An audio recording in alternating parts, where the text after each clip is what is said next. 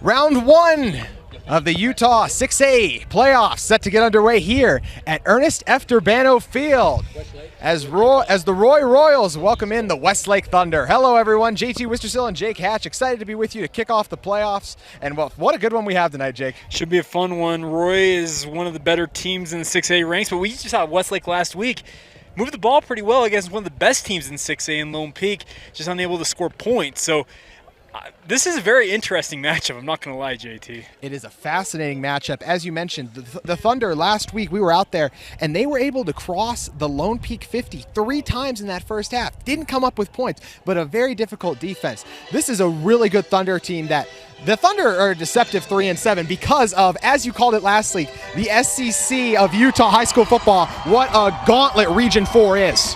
Absolutely, and that's going to be the fun part about this, is to see one of the best teams in northern Utah in this Roy team go against, one of the bottom feeders of Region 4, but a very, very good football team all the same. I had this Thunder team, they had not won a region game in region play last year, and they went to Hunter High School and got a huge win to open things up right away. So a very difficult first round matchup here for Roy, but they're absolutely ready. What are you most excited to see watching the Royals for the first time tonight? I'm excited to see Parker Kingston, one of the best.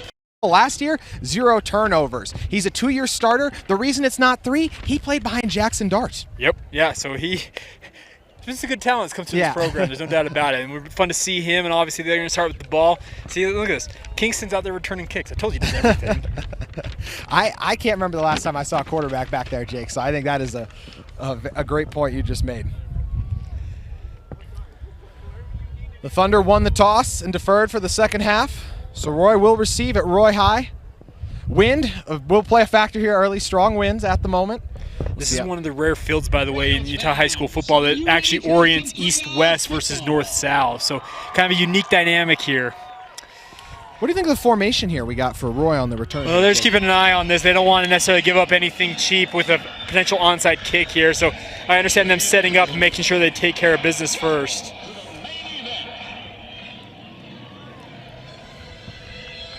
The wind, you see it playing a factor already. As you see the Thunder have to have a man hold the ball down. And playoffs are officially underway, and it starts with a little squib kick.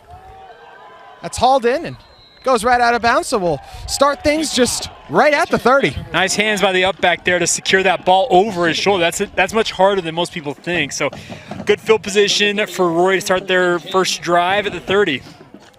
Jake, you spoke with Coach Wong pregame. What do you think his plan of attack is going to be to try to slow the elite rushing attack of the Roy Royals? Just going to key on Parker Kingston. You got to keep an eye on him all night long. You got to spy him. You got to make sure that he is unable to get the yardage that he normally is used to picking up. It's going to be very important to keep him in check. Kingston drops back on the first play. Has a man open across the middle for a first down. Hits his leading receiver, Josh Williams. Yeah, nice pass there. Williams just setting down into that zone and delivering a nice ball from Kingston there for a gain of 15 and a first down. Williams on the season, 363 yards. Leads this team in that category, also leads them in touchdowns. Kingston keeps it here. Well played by the defensive line of the Thunder. That's what they're going to do all night. And guess who? Last week we talked about Williamson all night long, number 48 for Westlake. Well, another play right there in the backfield by that young man. Very nicely done. One note from our good friend Dusty Litster. Parker Kingston was a wide receiver for Jackson Dart here at Roy. Last year was his first year at QB, so this kid's done it all in his career playing for the Royals. Incredible career indeed. And you mentioned Williamson right there. We saw his abilities on full display. Give here. Thunder defensive line ready for it again. Yeah, that was a play that obviously was going to be a quick hitter, but he runs into his own offensive lineman, kind of threw him off, and got the yardage back to the original line of scrimmage. That brings up 3rd and 10, so a 3rd and long situation early on here. Saw them complete. Pass for about 15 on the first play. They're going to have to complete another one a similar length here as they do face 3rd and 10 from the 45. And this is an offense, if anybody's watched Roy this year, they like to stay ahead of the sticks. And right now this is not what they want to be in, obviously. We'll see how they do.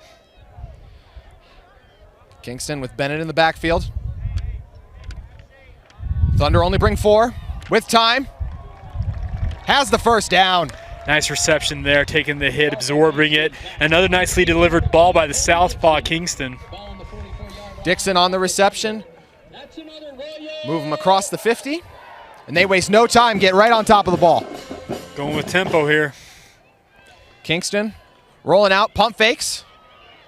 With time, shakes a man, then walks out of bounds. That shows you how elusive he is right there. He's just able to kind of weave his way through traffic and pick up 3 yards like it's nothing. You see Williamson coming on that backside. He was coming after him, but nice pickup by the running back in the backfield there. Bring up 2nd and 7.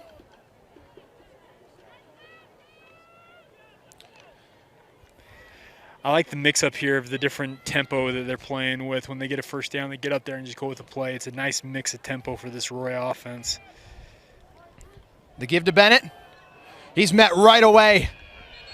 And a bevy of Thunder defenders drag him down.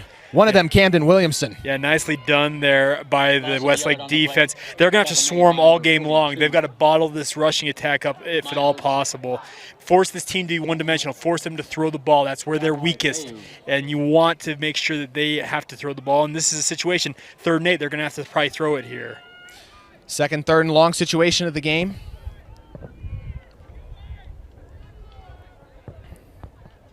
Pressure comes. Kingston rolls out to the left. Green grass in front of him.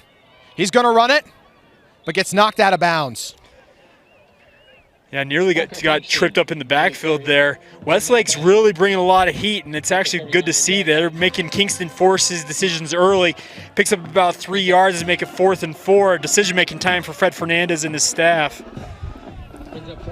Offense is staying on the field. It looks like they're going to go for it here. It's kind of a no man's land. You're inside the 40. You're not necessarily going to punt it from this situation. Your kicker probably doesn't have the leg to make that long of a kick. So 4th and 5 officially from the 39 with 8:50 remaining.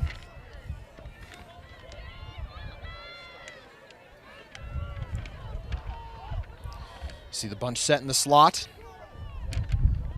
Kingston gives it to Bennett. Bennett, they got him. The Thunder are ready to play on 4th down.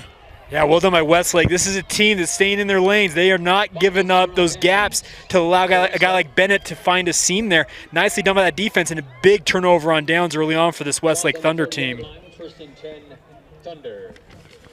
Officially start from the 41 here, and we'll get our first look at Garrison Higgins, the Hawaii transfer.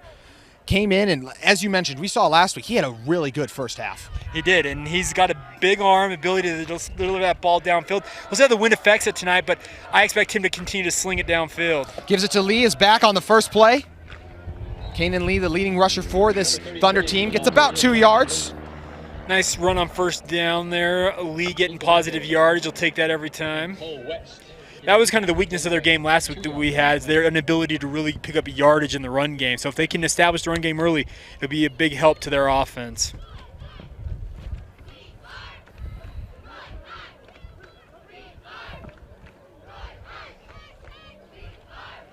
Second and 8. Higgins drops back. Pressure's picked up to the outside. Nearly hauled in, trying to make the diving catch there. Yeah, nice attempt there. Higgins delivered a nice ball there, just maybe a touch high, and receiver unable to come down with it, but nearly got a hold of it. That was actually a really, really nice effort there. Would have been a spectacular catch to open the game for the Thunder's offense. It was the intended receiver there. Brings up 3rd and 8. Higgins has a man open, fits it in the tight window for the first down. Nicholas step in there with the reception, nicely run route, and a nicely delivered pass on time, right to the sideline. Well done. Steppen leads one of this team's leading receivers with 314 yards on the season. Able to move the chains. Both teams' offenses cross midfield on their first drive. Thunder look to score here. Gives again to Lee. Gets about 3. Lee's going to find more success in this week's game because he's not going against as good a defensive line as he saw last week against Lone Peak. Not to say that Roy doesn't have athletes on the defensive line. I'm just saying Lone Peak absolutely stacked at every position along that defensive line. Lee's going to find a few more seams, it feels like, in this game. Ball on the 45. 7:30 remaining in our first quarter. Empty backfield for Higgins. Motions Lee across. They bring him back in. They give it to Lee. There's a seam. Blockers in front of him, and he's going to find the seam for the first down. Kind of like that. That was kind of a reverse fly sweep look there. Something I hadn't seen in a long time at any level of football. So kind of fun to see them using some ingenuity and a nice first down there. The creativity from the Westlake coaching staff. These are both very much spread formation teams. They're going to spread you out. They're going to try and run it down your throat, though, at the same time. Lee starts out of the backfield again. We'll see if he remains there. Got an unbalanced formation here, JT. We got tackles out wide. You see that out there? Do have a tackle out wide. Side. Look at the beautiful receiver stance. Higgins is going to run. Has blockers in front of him. And he's going to follow his pullers. Drag a defender with him for near first down yardage. Yeah, nicely done by Higgins there. Sorry to cut you off. It's just very nicely done.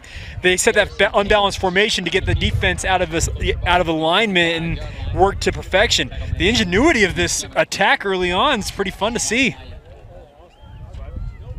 As you talked about, we see the motion, we see a lineman in his receiver stance. What can you not love about the offensive attack for Westlake here? As a lineman, that's what you dream of. Like, coach, let me do this thing. I got this. Aiden Scoresby was the man they put out wide. First and 10 from the 25.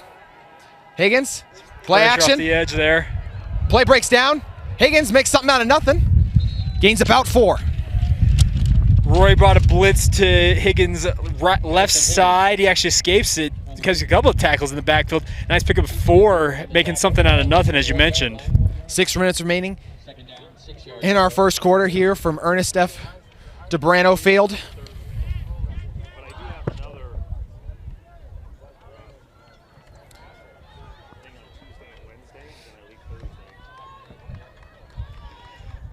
Really tight coverage here for Roy. Saw some movement. That shift along that defensive line, confusing Westlake's offensive lineman, causing him to jump. False start to the call. Back the Thunder up. Royals DC Eric Jones, one of the better DCs in the state, doing a good job of mixing it up here early. One thing you guys will be able to see is Cooper Valencia, the inside linebacker for this Royals team, is wearing a club, wearing a nice cast on that right hand, so see if he's able to make any plays tonight. Pressure's picked up. Higgins has the man open across the middle, but unable to connect with him. Higgins didn't get his feet set on that one. Had he set his feet, that's probably a well-delivered ball and probably right on the money there. He just couldn't ever get his feet set. He had on-rushing players coming in. His offensive lineman landed about at his feet, so it's tough to set your feet in that situation. 3rd and 11 for the Thunder offense from the 26. Could be 4-down territory again. Will be very difficult to kick field goals with this wind. Yeah, it's a crosswind here. It's at our backs up here on top of the press box. They'll be going from left to right. Higgins rolls out to the right with time. Green grass in front of him. He's going to take off. But well played by the Royals as they drag him down short of the first down. And I think Higgins regrets tucking that one. He probably should have tried to string it out a little bit longer, see if he could complete a pass downfield, because Roy was not fooled at all. They played their assignments very, very well there, limited him to just a 5-yard gain. The Royals' leading receiver, Josh Williams, the one who makes the tackle there. And they will attempt the field goal here. So Cooper Cowan comes on, the star safety for this Thunder team. We saw him get one blocked last week. We'll see if he's able to do better this week. The Royals come ready. No defensive lineman's hands in the dirt. Kick is up. And it bounces directly off the upright. No good.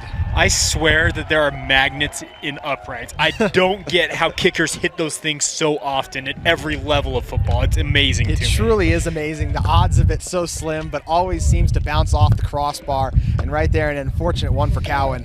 Well, it's a big break for the Roy defense there. They get the ball back at the 20 here, and Parker Kingston and company back to work. Drive will start from the 20 for Kingston.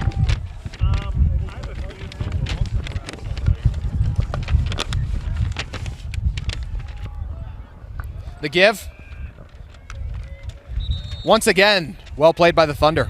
This Westlake team, they are fired up early on. They're playing their assignments well and just plugging all of the gaps early on here. Interested to see how Roy will adjust as we move along in this game. Ecker, the man on the carry there.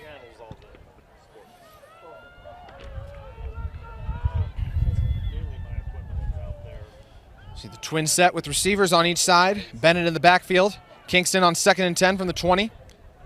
Fakes it to Bennett. Has a man to the outside. He hits him.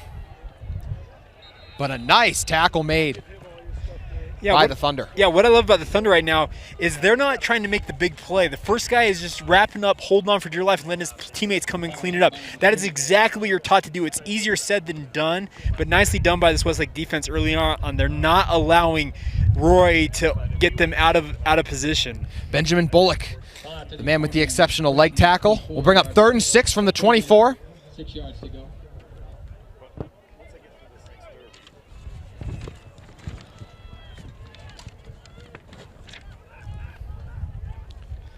Pressure comes through. Kingston avoids it. Green grass in front of him. He's going to tuck in and run it across the 40. Skirches past the 50 and gets dragged down at the opposite 35. What a run by Kingston. That's Parker Kingston at his absolute best. He's got deceptive speed, it feels like. A lot of guys don't think he's as fast as he is. He takes off there, and nobody was going to stop him. And very nicely done. And great decision by him. He saw a lot of green grass and said, you know what, I'm picking this up with my feet. Royals waste no time, get right back on the ball.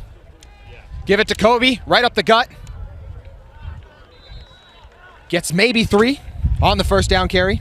That's all you need there. Get ahead of the sticks, make it 2nd and 6, opens up your playbook wide open.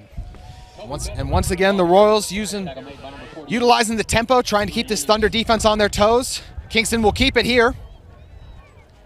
And he'll get taken down for a gain of 2. Kingston, ball carrier. Takes the ball to the 29.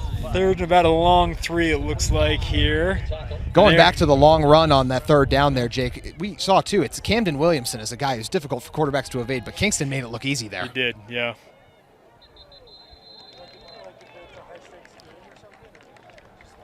Offsides from the defense. That's going to give an easy first down there for Roy. That's a critical error there by the Westlake defensive line. They got to stay at home. The motion throwing off the Thunder.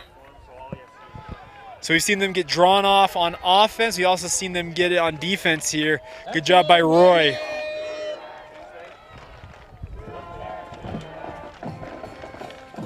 Kingston under center. Keeps it. Going for it all in the end zone. And it's hauled in. Royals with the touchdown. Colby Dixon, what a grab out of the air there. Had a defender right in the area. He said, no thank you, I'm just going to take this one, and there you go for 6. Dixon with the tough touchdown grab with 2:01 remaining in our first quarter. Opportunity to make it a 7-point game here.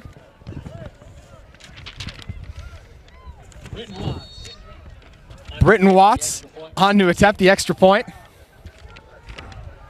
And the Thunder once again jump off sides. A little too eager there. You got to keep your eyes on the ball. Encroachment on the defense. Half the distance to the goal.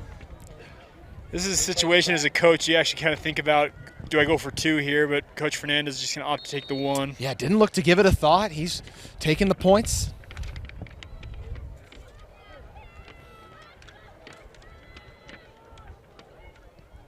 And it's good.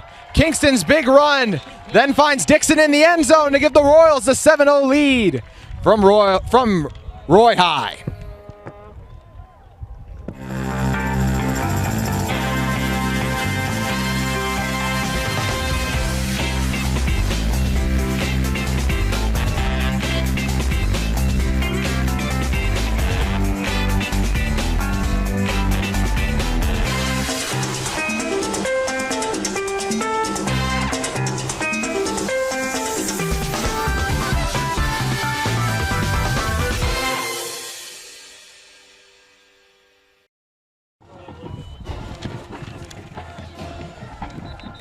Welcome back inside to Roy High, where the Royals just striked. And Jake, we saw what makes Parker Kingston such an effective quarterback. He's a true dual threat, folks. He can sling it. He also can run it. We saw both of those on full display on that drive.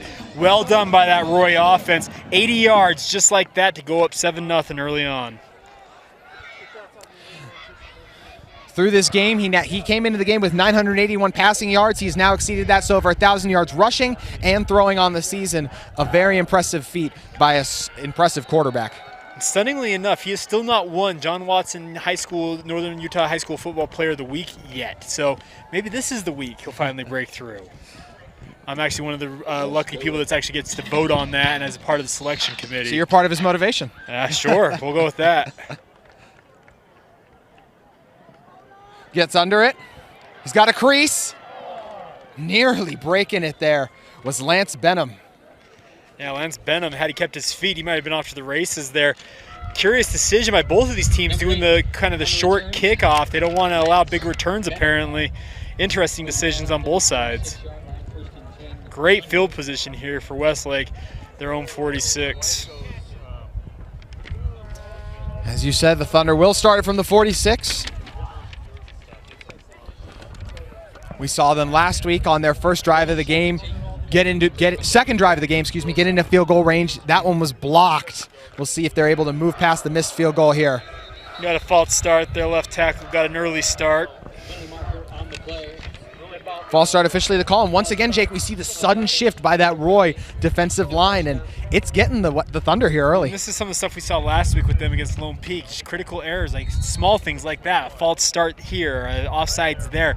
You can't have that, especially as the lower seeded team.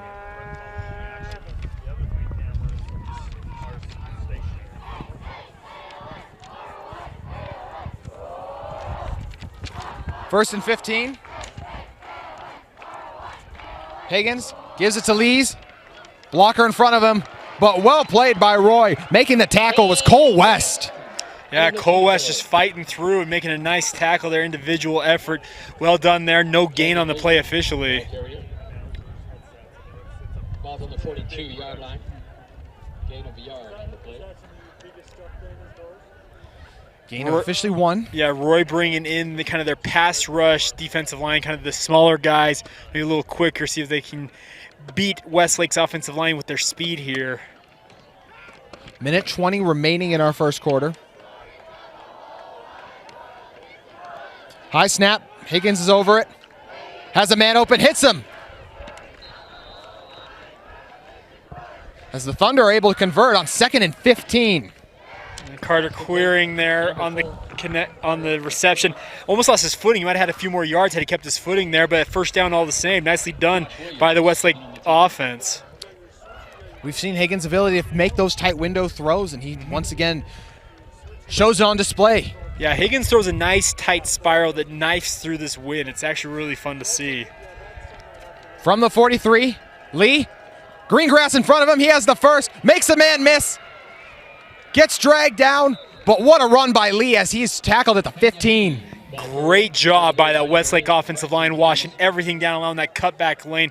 Lee hits it like he shot out of a cannon. Huge gain and a first down on the 15 here. Huge opportunity for Westlake suddenly.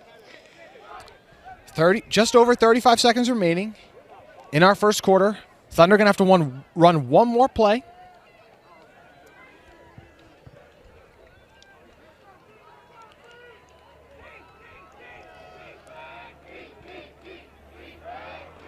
Higgins. And getting tripped up in the backfield there is the backup back.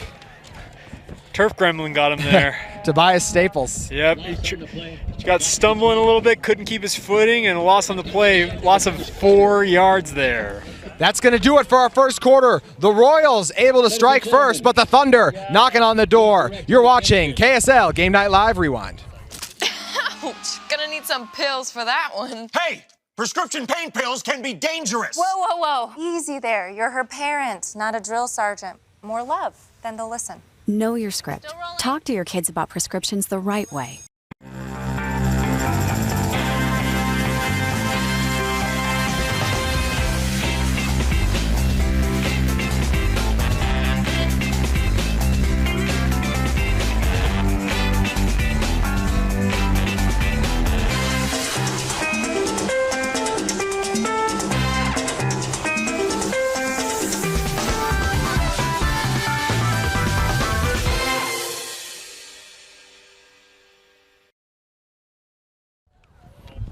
Welcome back inside to Ernest F.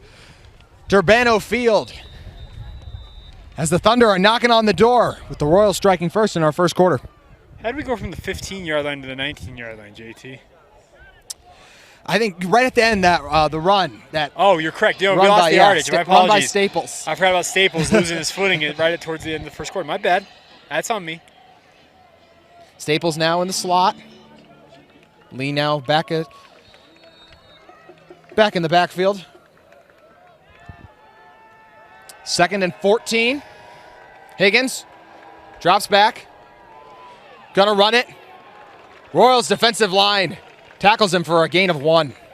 That's it, and then by Roy collapsing down and making a nice tackle. 3rd and long situation again. 37, Cyrus Savaina comes in on the stop, Maverick Mayer. along with Maverick Mayer. On the 18-yard line. 3rd down. 13 yards to go. 3rd and long, 11:30 remaining.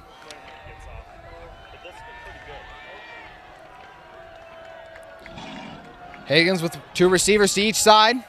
They keep Lee in. Hits his man. Extends. Down at the 1. Nick Steppen nearly with the touchdown. That should have been a touchdown. Nick Steppen was across the goal line. I thought from my vantage point up here that was a touchdown, but they're going to mark him down on like, what, the 1-inch line? Looks to be so. Higgins with the patience in the pocket, able to wait and hit his man. Down to the 1-yard line. 1st and goal. Thunder. Roy subbing late here. Higgins under center. Lee dives. He didn't get in. Wow, another one I'm curious about there. I wonder if he stretched that ball across the goal line, but apparently not. So 2nd and goal upcoming. 2nd and goal. Doesn't look to be much deliberation. They might be No. going with the same thing. I'd go with the exact same play, honestly. They do. Lee, he's in. Lee goes low. And the Thunder tie it up at Touchdown. 7-all after the PAT. Yeah, it's power on power action right there. Well done by Westlake. Nice drive by them to respond to Roy's touchdown here to make it 7-6 PAT pending. All set up by the big reception by Steppen on 3rd and long. This is the magic end zone so far, Jake. We'll see if we have a tie game. Royals nearly blocked it, but Lee's touchdown ties things up from Roy High. Number 38.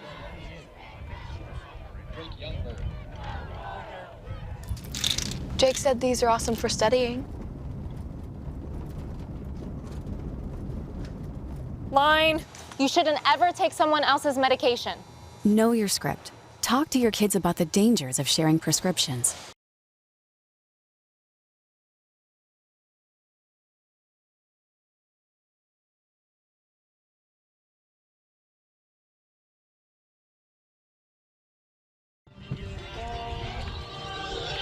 The Thunder waste no time responding with their own touchdown drive to knot the game at 7. As you see Parker Kingston, the quarterback / kick returner, going back. Would you call it a lightning drive? Nice response all the same, though. Well done by Westlake. Good to see them get an opportunity to just use some goal line. That was something we didn't see much from them last week against Lone Peak. They seemed to get across the 50 and then self-destruct.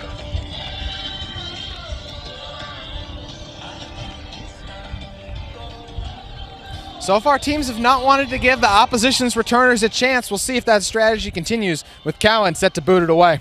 A guy like Kingston, I would keep it away from him. That's just my personal opinion. Gonna need the assist from Staples to hold on to it.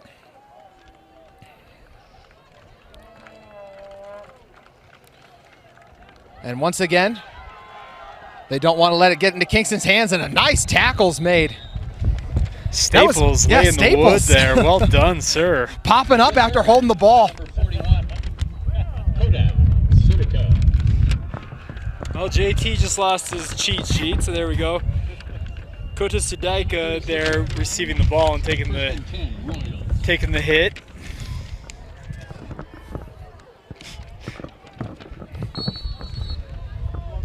First down for Kingston from the 36. And some tough running there by Ecker.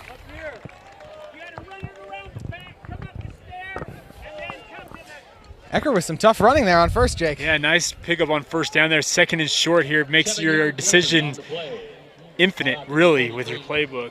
Ethan Ecker on the carry. Looks like maybe getting JT's cheat sheet back. That's the good news. We mentioned the strong wind. It blew it right away from me. Give it to Ecker again. Ecker, green grass in front of him across the 40. He's got one man to beat. And he's dragged down right at the 15. Ecker with back-to-back big runs. Yeah, Ecker doing work. By the way, Camden Williamson, a defensive end, you see him chase that guy down in the open field? What speed by that young man to prevent that touchdown from happening. That seemed like it was destined to end up with 6 points.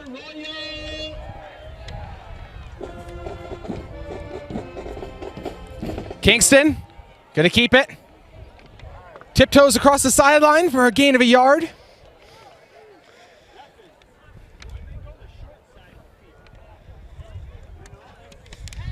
Kingston's so dangerous there, just trying to find a seam to attack, and unfortunately got strung out, just made it to the sideline.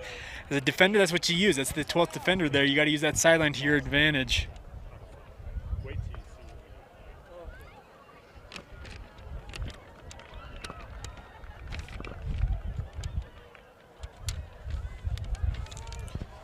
Ecker and Bennett once again in the backfield. Kingston keeps it, hits Ecker, a thundering hit. Made there, laying the wood. Tice Jenkins with a thunderous hit. What a, wow.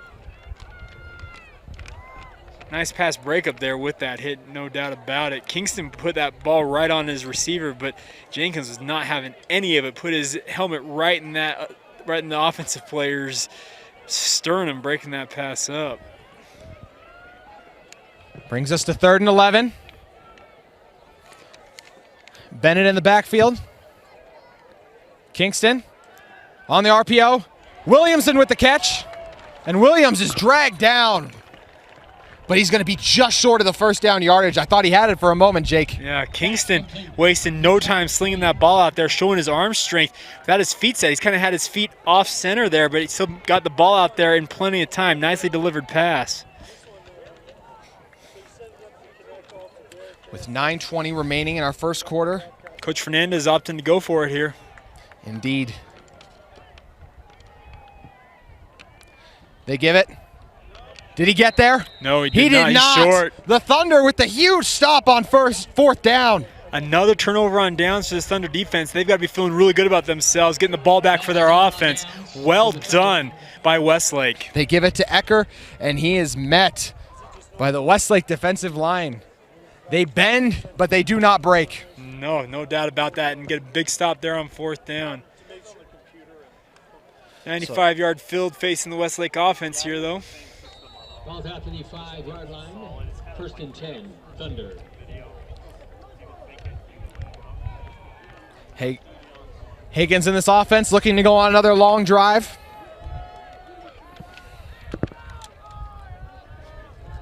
They give it to Lee. Lee makes a cut. Tackled on the short gain. Nice job there by Lee setting up his blocks. Nice jump cut to find that hole and pick up what appears to be at least 3 yards, maybe 4. Canyon Lee, the ball carrier.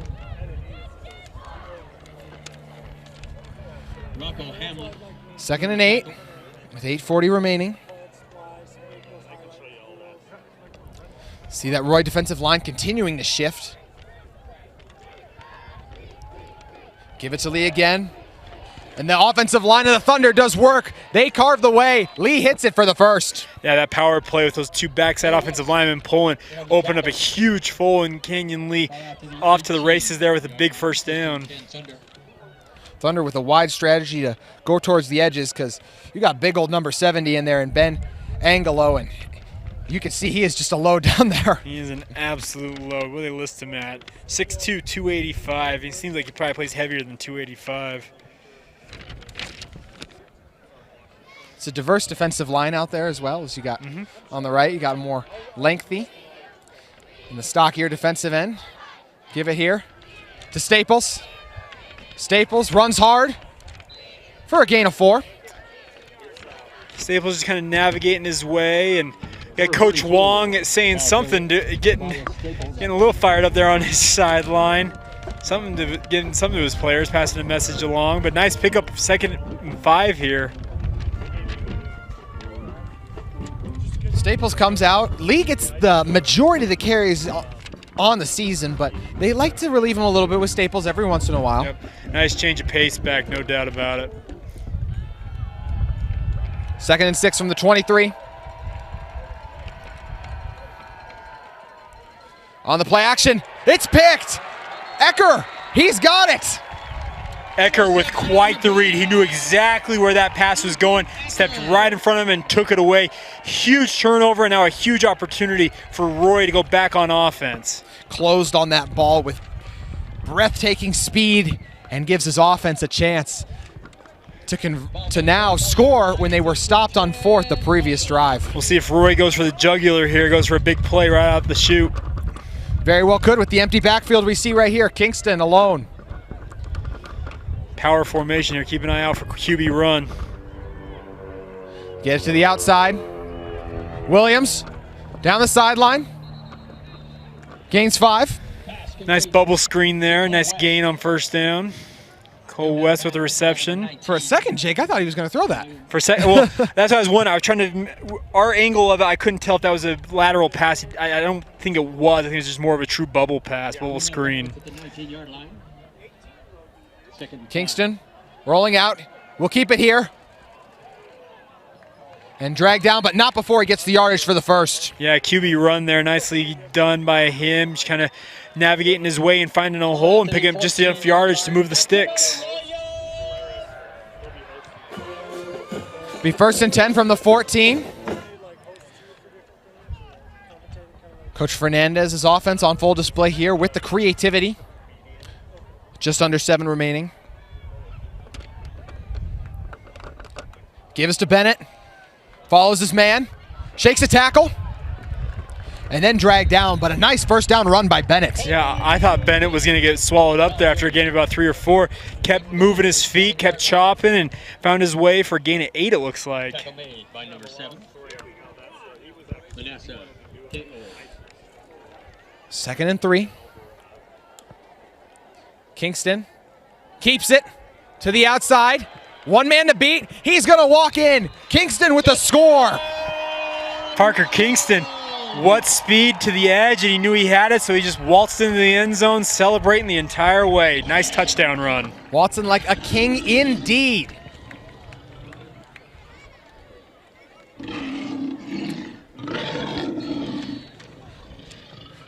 Two offensive drives ago, Ecker set them up in the red zone with the big run. They weren't able to convert, but then on the defensive side, he's able to get the big-time pick. And once again, offsides on the Thunder. That time it was Hayden Williamson. If I'm Coach Fernandez, I'd be thinking at some point about going for 2 on one of these. When you get down to that kind of yard and a half, it's pretty easy to pick up in most people's minds. He plays it safe. Watts kicks it. It's good. The Royals lead 14-7 at Ernest F. Durbano Field.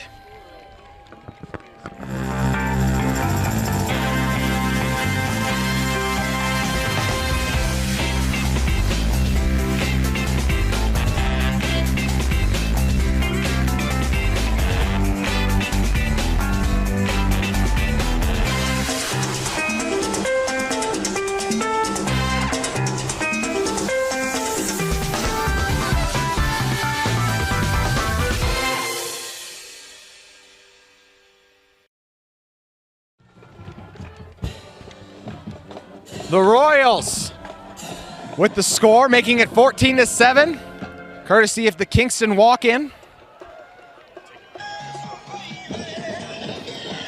As they're now to set to kick it back to the Thunder.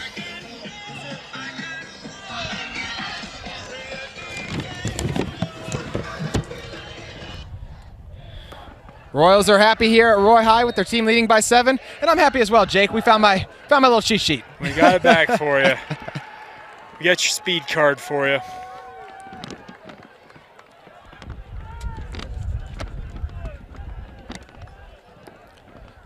This one will be returnable. And dragged down right at that 35 was Lance Benham. On the return, Lance Benham. Good field position for both these teams on these kickoffs. They have not been driven back very far so far. Jackson, Alexander.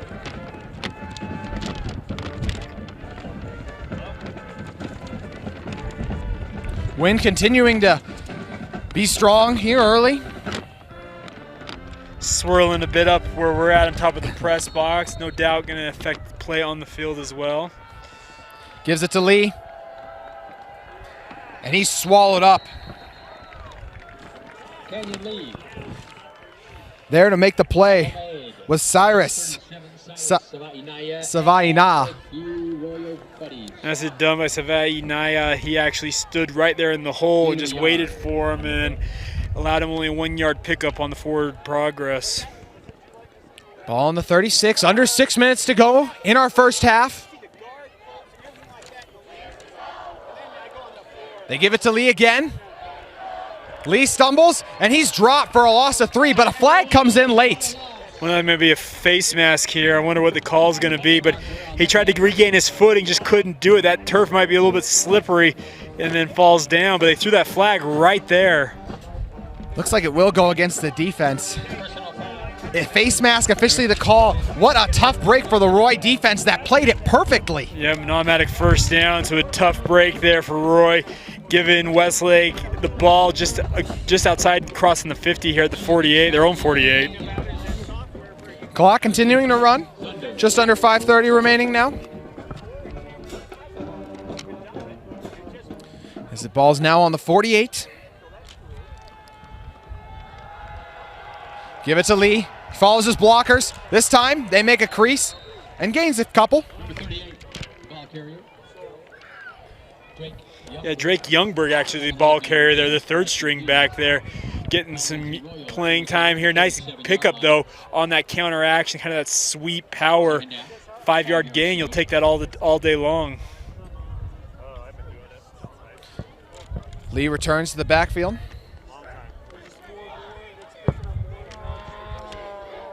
Oh, it was a 5 yard carry, so keeping it here is Higgins.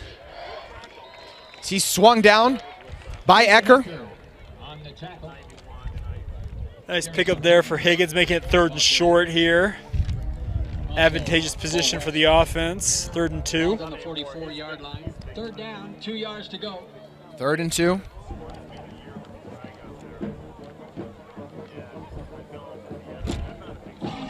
Short yard situation, so I see big old 70 Ben Angelo come back out there. This is Roy defense is ready for the run. Pack in the box, and they do give it to Lee. Lee tries to get to the outside, and he'll have the first, but there is a flag. Thrown in the vicinity where you might see a holding call here. Number 33, Canyon Lee. First down yardage gain there, but we'll see what the penalty marker does here. They're sorting it out right now. It's going to go against Westlake here, so it's going to back him up, it appears. Still waiting on the official indication from our referee. Expect it to be a hold, but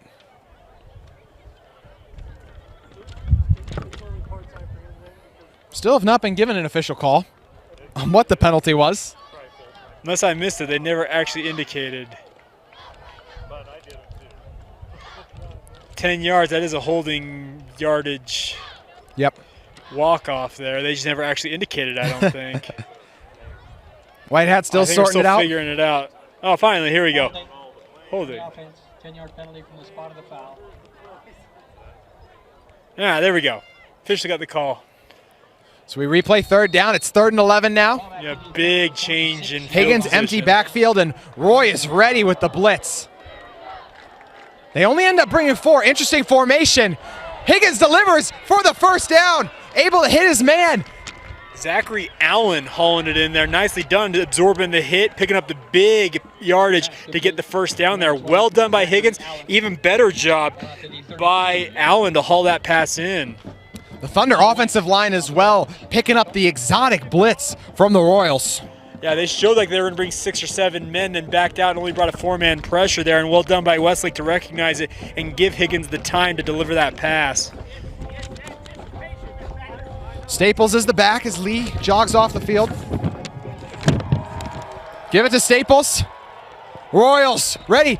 Staples late, tried to pitch it to Higgins, but whistles were already blown. Ooh, they blew that whistle a little premature there for me, JT. You think Higgins should have gotten a chance there? I think he should have. I think that ball got out, but I think the referees were anticipating forward progress. It's officially lost a 2 there. A little bit of a break there, feels like, for Roy's defense. But nicely done by that Roy defensive line. You mentioned number 70, Ben Angelo. Nice penetration by him to force the play outside. 2:45 remaining in our first half. 2nd and 12. Higgins rolls out to the left. Waiting. Falls incomplete. Nearly a nice sideline catch by Steppen. Plenty of zip on that ball. Just unfortunately the receiver Queering couldn't get his foot down to count.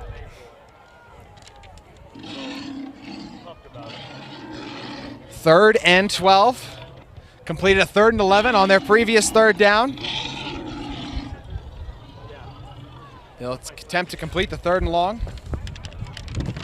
But a fast-moving first half here, JT. We got 2 minutes and 33 seconds to go in the second quarter. Both teams we know love to run the ball. It's led for a fast-paced first half indeed. Higgins has a man. He hits him. Goes back to Allen again for the first down. Check that. Mason Morgan on the reception there. Nicely done by Morgan, working his way across the middle there, and Higgins delivering a nice ball, and suddenly 1st and goal from the 10 here for Westlake for a chance to tie it up.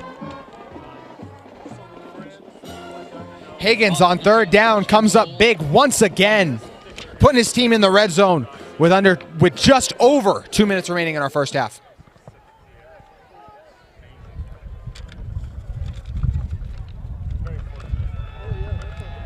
Give it to Lee. Offensive line paves a way. He makes a man miss, breaking some ankles, getting into the end zone. Is Kanan Lee. Yeah, Kenyon Lee doing the dirty work there, but that offensive line opened a nice hole, and he took it the rest of the way, and we are one kick away from having a tie ball game. What a game so far. He might have gotten in regardless, Jake, but nonetheless, that was an impressive juke at the end. Yeah, no doubt about it. And he opened himself up and just got himself into the end zone untouched, seemingly. Kick is good. We have a tie ball game at Roy High. You're watching KSL Game Night Live Rewind. With the extra point. We're tied up. Jake said these are awesome for studying. Line. You shouldn't ever take someone else's medication. Know your script. Talk to your kids about the dangers of sharing prescriptions. Ouch! Gonna need some pills for that one. Hey, prescription pain pills can be dangerous. Whoa. Easy there. You're her parent, not a drill sergeant. More love, then they'll listen. Know your script. Talk to your kids about prescriptions the right way. Back inside at Ernest F. Durbano Field, where the Thunder waste no time responding to the Royals' score on the previous drive, driving at the near length of the field, and then punching it in with Lee's run. Yep, this game's been back and forth, been a lot of offense and opportunities for both sides, and we got a 14-14 ball game.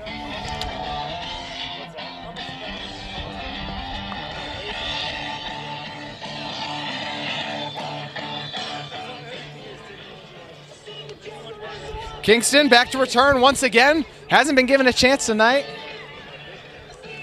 We'll see if Cowan gives him one here. I'm going to doubt that. They want nothing to do with Kingston returning this kick. Wind allowing the ball to stand at the moment. This one goes straight up and fielded. So our drive will start at about the 39. What do you think of the decision, Jake, to give these teams such short yardages, such short fields? That was a gutsy reception there by number 32. Let's see what number here.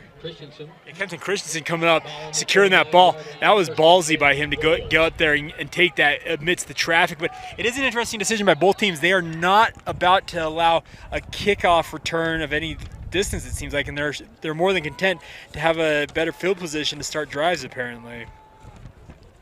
Kingston fakes it to Bennett. Got a pocket. Rolls out. Williamson trying to chase him. Lofts it up. Well played. On the pass breakup was Lance Benham. Yeah, Benham doing a great job there. This is a big opportunity for Roy to run the 2-minute offense. That was actually a pretty well-delivered ball, an opportunity for the receiver to go up and get it, and Benham just out-muscled him and got the pass breakup there. Isaac Muniz, the intended target. On the season, Muniz, 21 yards per reception. Wow. He's going to add to that there. But Benham said, not today. Kingston, once again, fakes it to Bennett. To the outside. Unable to connect with Williams. Kingston slung that one. That was a long pass from the opposite hash to the far sideline. Just a couple steps too far to the outside. But showing off his arm strength there, that was actually a pretty impressive throw on a rope. Minute 46 remaining. The Thunder do have 3 timeouts. Wind has started to die down a little bit. As I say that, it picks right back up. The little jinx there. That's the announcer jinx right there, dude. 3rd and 10 from the 39. Kingston drops back with time. Able to complete it for the first down. He hits Muniz. Yeah, nicely done by Isaac Muniz, working his way across the middle there. And Kingston delivered a nice ball there. Nice compact motion, getting in there, and a first down and an opportunity to get across midfield. Mooney's on the reception, giving the Royals life. Kingston will drop back again. Green grass in front of him. Shakes the defender, shakes another one with a spin. Kingston with the beautiful run for 9 yards. Coach Fernandez will then burn a timeout, and we're going to take one as well. With 1:17 remaining, it's a tie ball game with the Royals marching on KSL Game Night Live Rewind. Ouch. Gonna need some pills for that one. Hey, prescription pain pills can be dangerous. Whoa, whoa, whoa. Easy there. You're her parent, not a drill sergeant. More love, then they'll listen. Know your script. Talk to your kids about prescriptions the right way.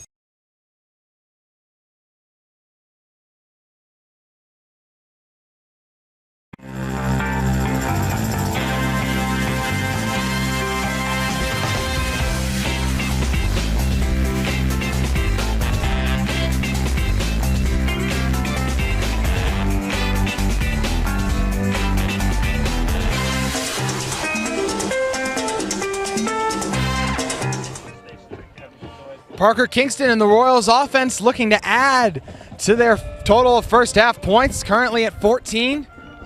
Hoping to bring it to 21 with 1:17 remaining. Coach Fernandez decided to take a timeout after Kingston took the soul of 2 Thunder defenders on that previous run, Jake. Yeah, well done by Kingston. He's just so good with his feet. So elusive in space. Goes under center here. Fakes it to Bennett. Kingston waiting. He has Bennett open. And that pass broken up late. Bennett had to wait on it. Giving time for the Thunder to come up and make a play on it. Yeah, Kingston just tried to loft it down there, but it allowed the defender to recover nicely there and get a nice pass break up there. Colby Knight able to come through and knock that one away. Yep, 3rd and short here, so still a big opportunity to get the first down here, move the sticks. 1:11 to go. Kingston does drop back. Pressure in his face. And a drop by Williams. Muniz dropped that one and paid the price there with a huge hit across the middle there. A little bit surprised that was not flagged there, I'm not going to lie. It seemed a little extracurricular there. This stopped. Mooney's took quite the shot. And the medical staff will come out.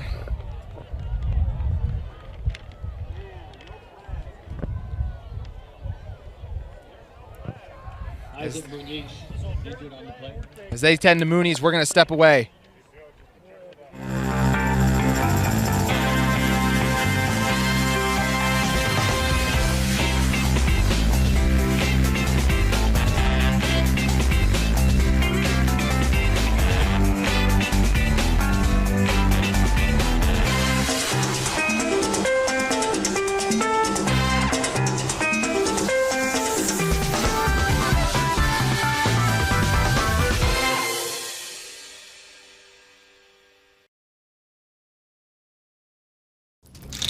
Jake said these are awesome for studying.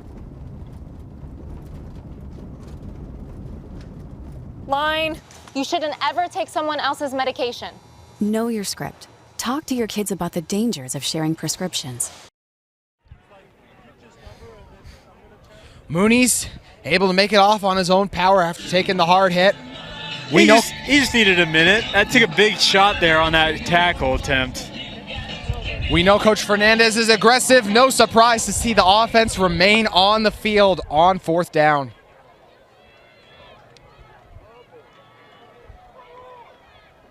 Kingston gonna try and run it. He gets dropped. The huge sack for the Thunder. 3rd turnover on downs for Westlake here in this first half. This defense is getting after it. Well done by Westlake.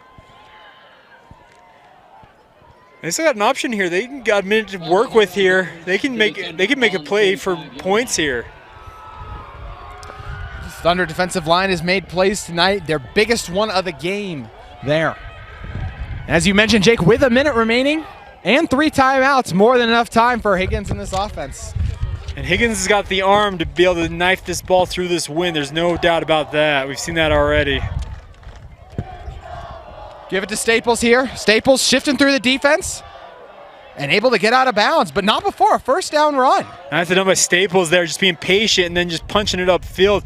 1st down yardage there, that's what you want. It gets out of bounds, but is the more important part, stopping the clock. Tobias Staples on the 44-yard line. 55 seconds to go here. That's what you want on 1st down. You get 15 yards on a run, you'll take that all day long.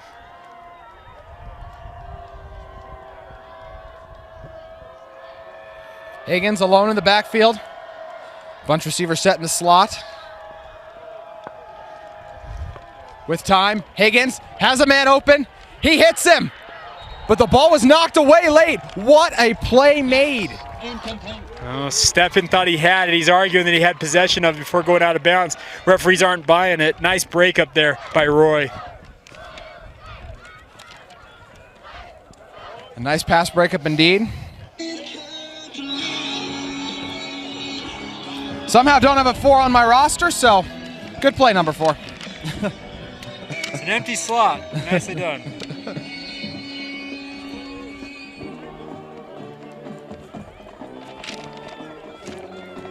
Brings up 2nd and 10 with 49 seconds left.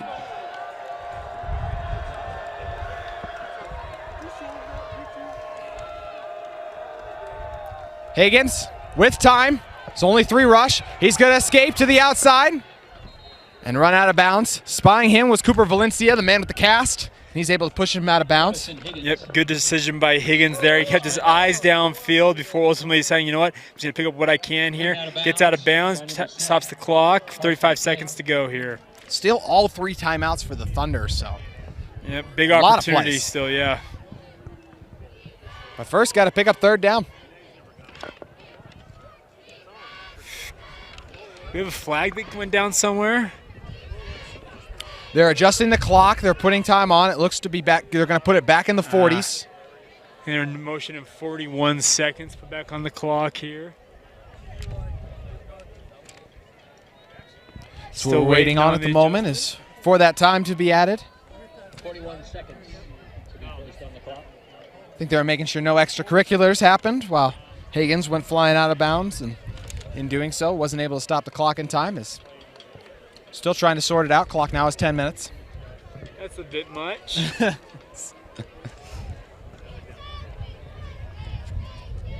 Still waiting. 2-minute drills aren't as hard to complete when you have 10 seconds. No, we got 10 minutes. 10 minutes, thank you. Let's Yeah, do 10 this minutes, thing. I know. Sorting it out at the moment.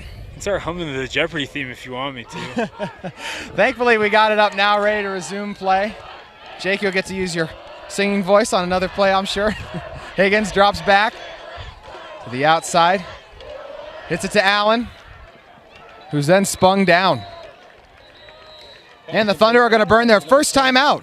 Yeah, Allen spun down inbounds and a nice quick timeout. Gets the first down, though. That's a big advantage here for Westlake. We're going to step away with the first timeout there used by the Thunder. They have 2 remaining as they try to score with 30 seconds left in our first half. some pills for that one. Hey, prescription pain pills can be dangerous. Whoa, whoa, whoa. Easy there. You're her parent, not a drill sergeant. More love, then they'll listen. Know your script. Talk to your kids about prescriptions the right way.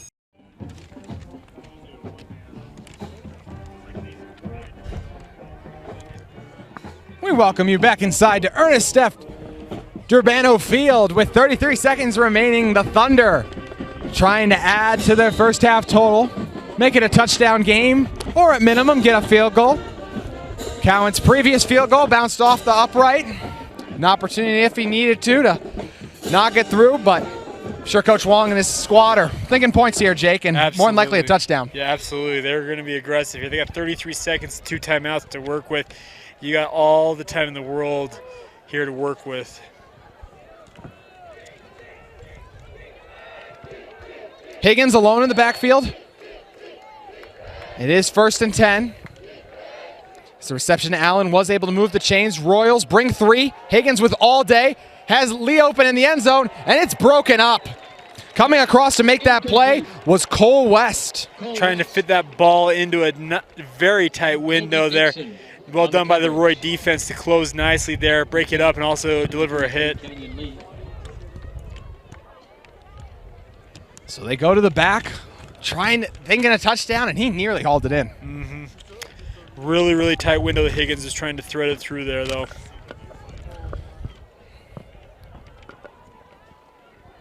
So Garrison Higgins, gutsy quarterback. We've seen him try it a few times tonight. He'll have an opportunity to do it too with the twin set we've seen multiple times. Once again, only a rush of 3. Lee, one man in front of him, shakes him, has the first, keeps running. The tough running will take him inside the 15, and with that, Coach Wong comes jogging over to take the timeout. Yeah, Canyon trucking, man. What a run there, and what a run over that defender there. Pick up the extra 5 yards, and suddenly they're in business inside the 15. Timeout. Westlake. So Thunder do burn a timeout. Do you like burning a timeout right there rather than trying to run up and clock it quickly? Yeah, I'd take the timeout there because you had 2. If you only had the 1, obviously you clock it there. There's no disadvantage of taking the timeout here. Get your guys set and say, okay, here's what we're going to do. Here's our plan of attack. Welcome to the game this afternoon. Still 1 timeout remaining as well, so you don't need to think end zone here. No, not necessarily. You don't, but if you at all possible, you want 6. There's no doubt about it, but you'll take any points in this situation. Especially considering Westlake is getting the ball out of halftime, if I'm not mistaken here. Higgins came into this game with 11 interceptions. Hoping to instead add to his touchdown total. He's currently at 5 touchdowns on the season, with the 1 tonight.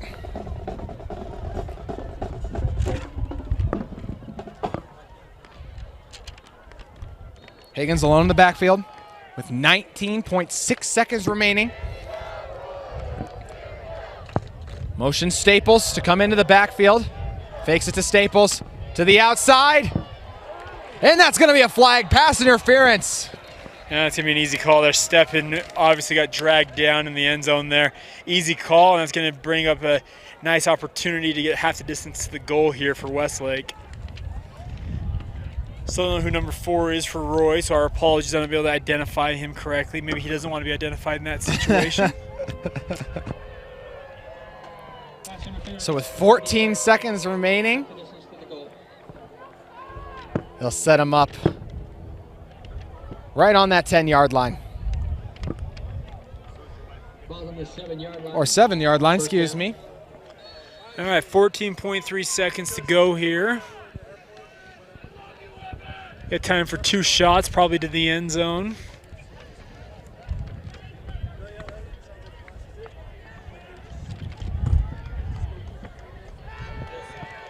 Higgins. Motions. They're looking to step it again. He's got it. Oh, incomplete. They said Steppen was not able to get the feet in bounds. The impressive comeback route by Steppen, but just knocked out of bounds, Jake. Wow, that referee's right on the spot there looking at it. He saw something. I thought he had his foot down for the touchdown there, but ruled incomplete. Steppen's had a few different plays in this game where it feels like he's been cheated a little bit by these referees. He had what we thought a touchdown earlier on in this game, had the pass he thought he caught inbounds before getting it stripped out of bounds, and then that one just barely. So the beautiful route by Steppen. All for naught. Yep, 9.3 seconds. You probably time for one more shot into the end zone here.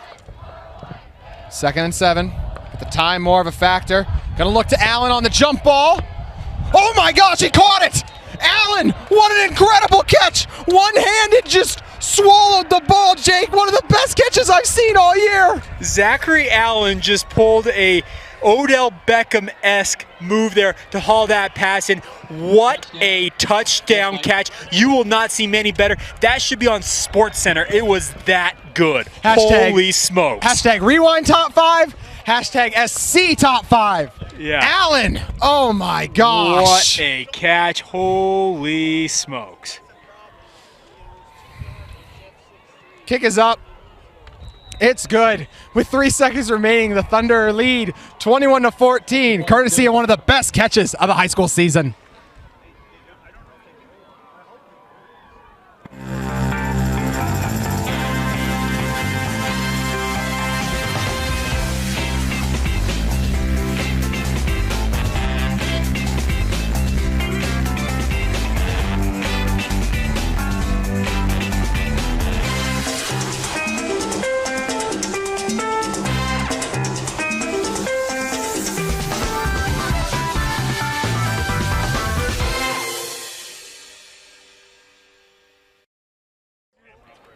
Welcome back inside to Roy High, where we are still reeling in the broadcast booth from Zach Allen's incredible touchdown catch, Jake. Zachary Allen, you are a stud. What a catch. I am just still in awe of that effort to go up, high point that ball with one hand, get the feet down. Actually, more of his butt was down, and he gets the touchdown there. Very nicely done. You called him OBJ right there. He looked like it. Has more touchdowns than OBJ on the season now as well with that. That's a good point. OBJ off to a really slow start there for the Cleveland Browns. 17-14 win over the Denver Broncos last night on Thursday Night Football. Yep. Pretty healthy contingent of Broncos fans here in the state of Utah, obviously. I would say it's the most popular team. I would agree with you. 3 seconds left. Pooch it. Gets on top of it. Stays up a little longer than expected, but eventually tackled down. See the late push there as well. Jake, your thoughts on our first half? Well, we just saw one of the best catches of the prep season there for that last touchdown of the half. It's been a really fun game, back and forth all game long. Looking forward to seeing what the second half holds for us, because this has been a great contest so far. The Thunder showing that records do not matter going into this one as they lead 21-14 from Roy High School. You're watching KSL Game Night Live Rewind. Welcome back inside to Ernest F. Durbano Field with the second half about to get underway from Roy High School. JT Wistersill and Jake Hatch still with you on the call, and if this second half's anything like the first half, Jake, we are in for an absolute treat. Yeah, so we are having a ton of fun out here, and this is going to be a fun second half because it's been a fun game back and forth. We'll see how these teams respond. We've got Coach Fernandez coming out, making sure he gets his preferred return side of the field set up. And big opportunity for Westlake, though, to open this half, though. If they can go down and score, they can open a 2-score lead. Speaking of Westlake, let's go back to what happened at the end. And before we get to the incredible touchdown, the play before, we thought Steppen was in, but upon further review, you actually changed your mind and said he wasn't. Yeah, it's a simultaneous play. If you're going out of bounds backwards, I know this is a really weird rule, but it's your toe heel has to stay in bounds. That's what happened. His heel touched out of bounds, according to what that referee saw. Actually, probably the right call based on what we saw in the replay. And then what were your thoughts on that last play now that we've had a half to digest one of the best catches of the season from Allen? I'm just marveling at it still because it was just absolutely incredible. What a play, what a catch, and just what a throw, by the way, to put it in a position for Allen just to go up and high point it. A lot more time to work with here for the Thunder, allowing them to be patient with the run on this drive coming up. What do you think the Roy defense, the key is for them to get a stop here? Well, I think the biggest thing is just to get Westlake behind the sticks. But then when you get him behind the sticks, get him to a third and long, you've got to force them off the field. Higgins has been very good about attacking the middle of the field on those third downs. You can't afford to continue to let that happen if you're Roy. We talked about if you are only a Region 4 fan or someone who just looks at this team record and you hear things like they've won one region game since entering the region, you'd think like it's just not that tough of a game. Even coming in to this game, we talked about it, 3-7, but they'd lost their last 3 games, and the closest of those 3 games was 42-7 versus Lone Peak. But they come in and lead against a very good Roy team on the road in what is a far road game for high school as well. Well, and see, the funny thing about this is I was talking with somebody earlier this week, and they might be watching this game, and they know exactly what they told me. They said Roy has a knack all year long. They have played close games all year, no matter what the situation. If they're a heavy favorite or they're an underdog, every game has been close all year long for Roy. It's just how they prefer to play these games, apparently. They come in tonight off 3 straight wins as well, some dominating wins as well, as against Taylorsville. They won 55-7, 50-20 versus Granger.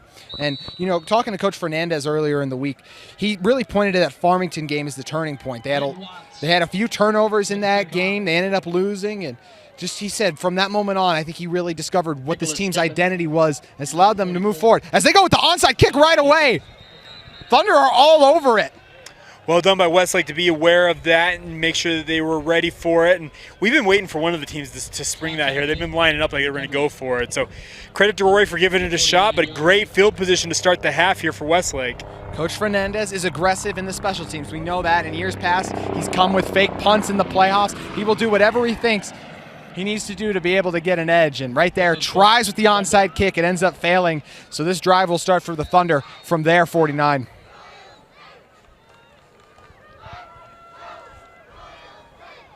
Higgins gives it to Lee. Lee, green grass in front of him.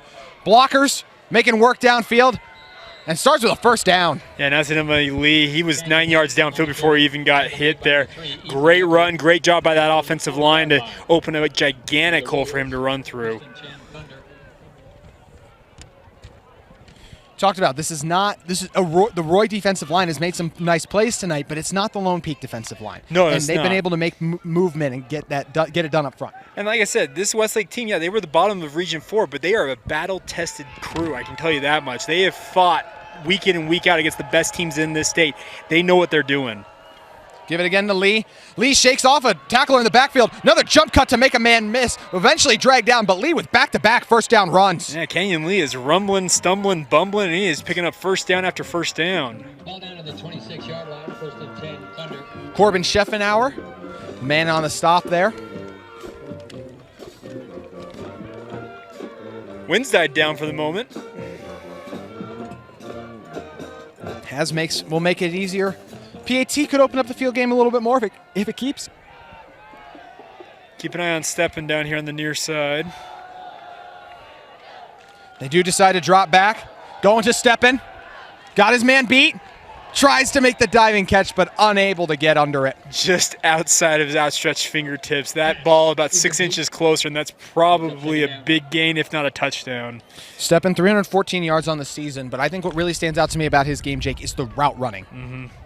He is a savvy route runner. He sets it up nicely. That was a nice kind of hitch and go route there. And the nice part is Higgins, he can put that ball right where you want it to be as a wide receiver. 2nd and 10.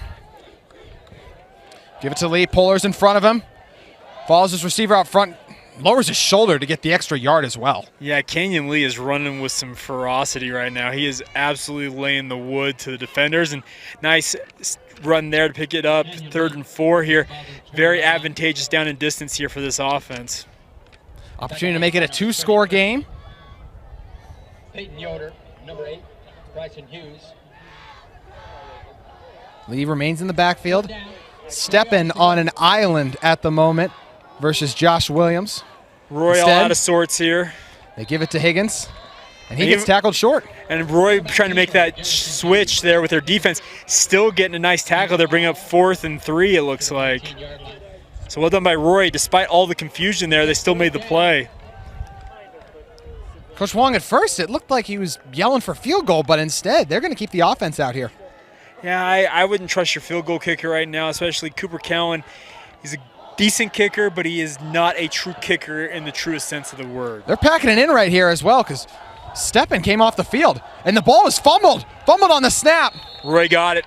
Roy, they were going to get it either way, but instead they get it that way. Seems like Higgins tried to retreat from his center a little too early, missed that exchange there, and a turnover on downs, and a fumble recovery for Roy. Big break there. What a momentum shift in this game. Back-to-back first down runs by Lee. Higgins nearly connects with Steppen on a pass that would have made this a 14-point game. Instead, they're not able to convert on fourth down, and opportunity for the Royals to get right back into it. Starts from their 19-yard line. Kingston on the broken play. Makes something out of nothing, able to gain a few yards. Took some big hits there, but yes, as you mentioned, he got a nice gain there. Gain of 4, it appears, on first down. You'll take that every time. Faked it to Bennett. Bennett was not on the right side. Yep. He's going with that read option look, and Bennett went one way, he went the other. 9:20 remaining in our third, 2nd and 7.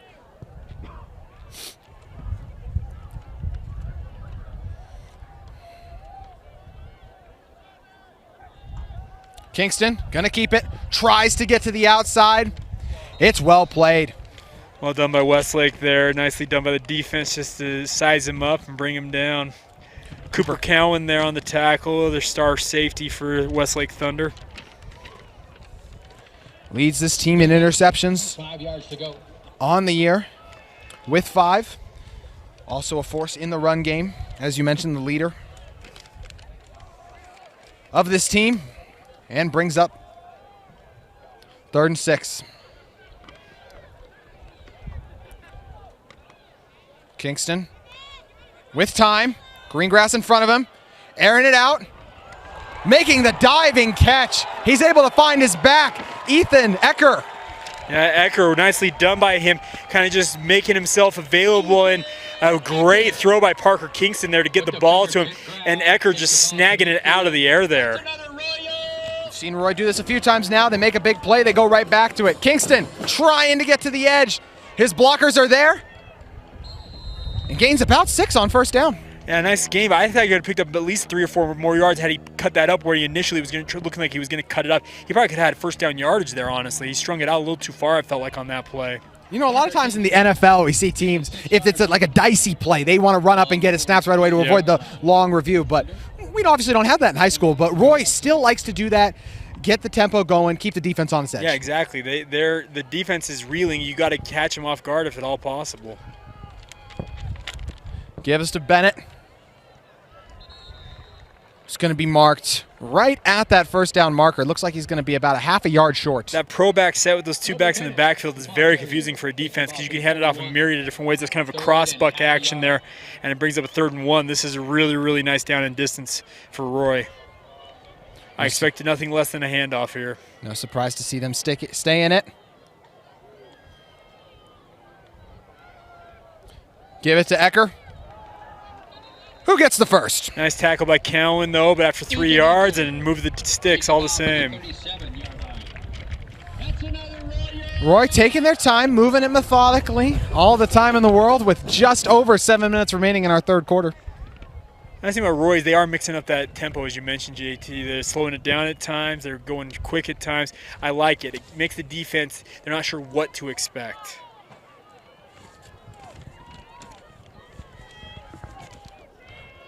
Fake it to Bennett. With time, Kingston unable to connect. That's one where Kingston needed to set his feet and just drive that ball in there. It seemed like he got a loose there, and the ball kind of sailed on him to the outside. One thing you don't see a lot of, and he doesn't have it on his throwing arm, is a quarterback with gloves. But, you know, Kingston is more of a hybrid quarterback. Yes. And they use him as a returner as well, so not a surprise to see him go with one. Yeah, but he's a very, very talented player, true athlete in every sense of the word. Love watching him play. I've been looking forward to finally seeing him in person. I was very excited to have this game assigned to us. Trying to put up a performance that'll give him High School Player of the Week. Starts with a run here for a couple. Knifing his way forward for about 3 yards here. Bring up 3rd and 7 here. Interesting decision to come. Will you go for it on 4th down? If so, you could actually run the ball here and be just fine. Coach Fernandez is aggressive, so I would be surprised if he were to punt personally. I'm with you on that, especially where you're inside the 35 now.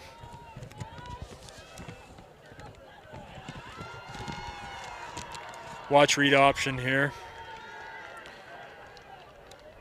Bennett and Ecker flank him. Instead, they roll out. Bennett's open in the flat, connects with him. But a nice tackle made in space. All over that one was Bondon Taylor. Bondon Taylor, what a tackle. Sizes this guy up. Did not miss and brings him down. Brings up 4th and 6. Only gain of 1 on that play. I think all of us were wondering if he was going to be able to shake off that tackle. Bondon Taylor did not miss. He sized him up, squared him up, and got him to the ground. 4th and 6 with 5:40 remaining. Kobe Bennett remains in the backfield. Parker Kingston. Westlake defense shows blitz. They back out of it, only bring 4. Kingston's got a pocket. Ecker with a tough catch. He's got the first. Ecker with 2 great catches here. What a showing for this young man so far on this drive. Showing the ability to absorb contact, still haul that pass in, and a big conversion on 4th down there. Kingston delivered it to the sure hands of his tough back, and as they do when they convert the chains, waste no time. That ball's out! That ball's out! Recovered by Roy, though. A great job. Yeah, Malachi Tuller, recovering that, saving his quarterback there. Looked like Kingston lost his footing. I'm not sure he got stepped on or something like there, but he lost the ball. Very, very fortunate his guys were able to fall on it. And officially no gain on the play. We got a flag down too, it looks like. I missed that. See what the call is. Coach Wong incensed here. Personal foul on the defense. Personal foul. 15-yard penalty. Wow. Not sure what happened. Yeah, we didn't. As for the play there, that's stunning though. That's an automatic first down. Huge penalty there. Yeah, difficult to tell if it was after, if maybe there was illegal contact made early, but regardless, first down. Kingston gives it to Bennett. Bennett follows his blockers. Tough running. He's got another first. Nicely done by Kobe Bennett there, just pummeling straight downhill there. Makes it 1st and goal there. Well done.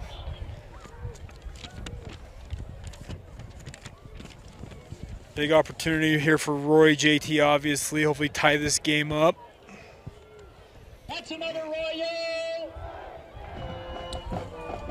First down, 4 to go. Kingston takes the snap. Gives it to Ecker. Gain of maybe a yard.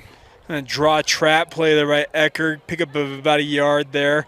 I actually kind of like that play. See if you can catch the defense out of position there, but nicely done by Westlake filling that lane. 2nd and goal. We know this is a power-heavy offense. We'll see if they decide to run it a few times. Stick with it again. Bennett to the outside, makes the cut. He's in for 6. We have a tie ball game pending the PAT. Nicely done by Bennett there, just navigating his way. And as you mentioned, that jump cut to get into the end zone there. And now we're a point away from a tie ball game.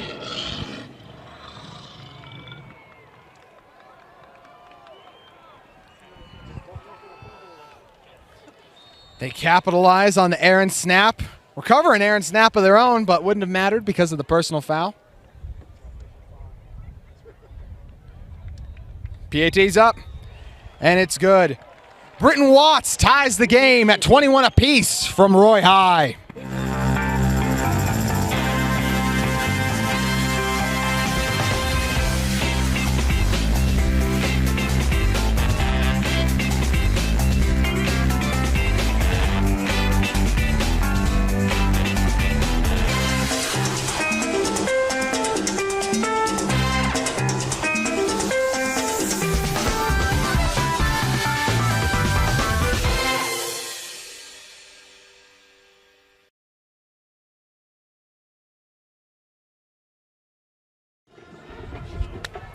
Back inside Ernest F. Durbano Field, where Roy was just able to tie things up. P.S. The backdrop for this stadium is absolutely stunning. Of course, Roy High School, the home of the one, the only Jim McMahon. JT, do you know who Jim McMahon is? Of course I know who Jim McMahon is. I'm just making sure. Disrespect. You're a pretty young dude. The disrespect. So gotta make sure. Class of 1977 here at Roy High School, went on to star for BYU and obviously Super Bowl champion with the Chicago Bears. incredible career, and he now watches as another impressive Roy quarterback, Parker Kingston, led his team on a nice drive. But I think one of the guys who will go unnoticed because he didn't get the score there was Ecker with the 2 huge catches on third down. Nice hands by him, no doubt about it. Continuing to see the theme of the short high kicks as he gets got by the turf monster. Yep, Benham just tripped up there. This turf seems to be getting Westlake there. I'm not sure if they have the wrong cleats or what, but something, they must be slick, I guess. I don't know. Gotta keep your footing. How a football game can turn so close to being up 14 now. Tie ball game for the Thunder. Drive will start from the 25.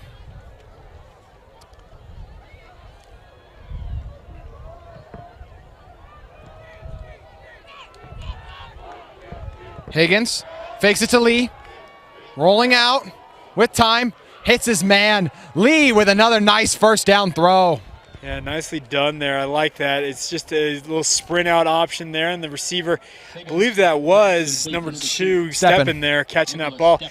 Steppen's really, really good. His route running, as you mentioned earlier on, JT, is just absolutely stellar. Sat down in that zone and a nicely delivered ball by Higgins there.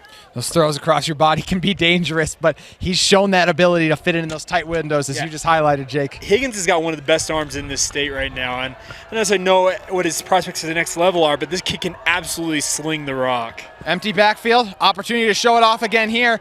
He airs it out. That was caught. There looked to be confusion on who was the intended target, but Lee snatches it for the first down. Yeah, Kenyon Lee and I lose number 4, Carter Queering, kind of crossing paths there. Kenyon Lee snags it out of the air, and nice gain for the first down, but wow, almost disaster. Almost broke up the pass for each other there. Thunder offense picking up where they left off before they stalled on that fourth down, moving the ball. Empty backfield once again for Higgins. He's having a strong day. Motions Lee back into the backfield. Give it to the lead. Blockers in front of him. He hits the crease. He's crossed the 30. He's crossed the 20. Makes a man miss. Down the sideline. One to beat. Knocked out of bounds by Ecker. What a run by Lee. Kenyon Lee is starting to really hurt Roy right now with his ability to run. He's making all the right reads right now, and he is rumbling down the field. This is actually going to open up this offense even more than it already was for Westlake. Could very well be the best back in the state of Utah that had under 300 yards rushing coming into this game. Very, very good player. There's no doubt about it. Big run there, and now first and goal, an opportunity to retake the lead here. Lee in this offensive line, led by left tackle Jace Mackey, Mason Bodell at left guard, Dominic Breezy at center. It's a tough group. Give again to Lee. Roy was ready for that one. Dragged down by about 4 guys there. That's how many it takes to stop Lee right now. Sometimes it does. Cole Millward on the tackle there, leading the charge. Loss of 2 yards there. Also in on the tackle. This is right around the area where that drive stalled previously. Hoping to avoid deja vu. Go with the empty backfield. Lee lined up in that bunch set in the slot. We'll see if he gets motion back inside, as they've routinely done tonight. Pressure comes off the edge. They roll the opposite way. A dangerous throw there by Higgins. Yeah, Higgins thought who's the receiver? Allen was the intended receiver there. Allen was running an out route, and Higgins thought he was going to sit down there, tried to fit it in between like about 4 different Royal defenders there. Very dangerous pass, as you mentioned. Not a bad idea to target Allen in the red zone after what we saw in the first half. Absolutely, but maybe not when he's trying to run a route that's opposite what you think it's going to be. Luckily, it falls incomplete, but it does bring up 3rd and 9 from the 9. 2:19 remaining in our third quarter.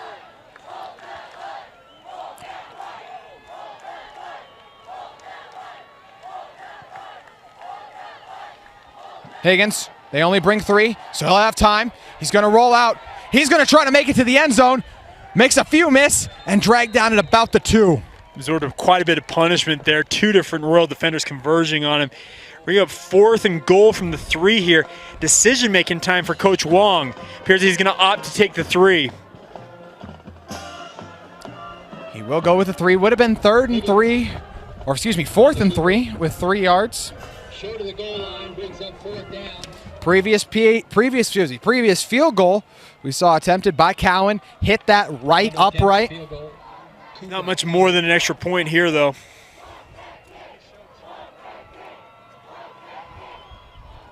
Nearly blocked, but it's good.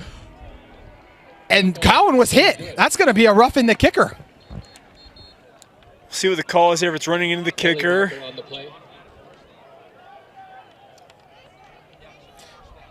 They're talking it through. Coach Wong signaling for the one, though. He wants the first. Depends on if it's roughing the kicker or running into the kicker. That's the determination to be made here. Either way, it's given a first to the Thunder. It is.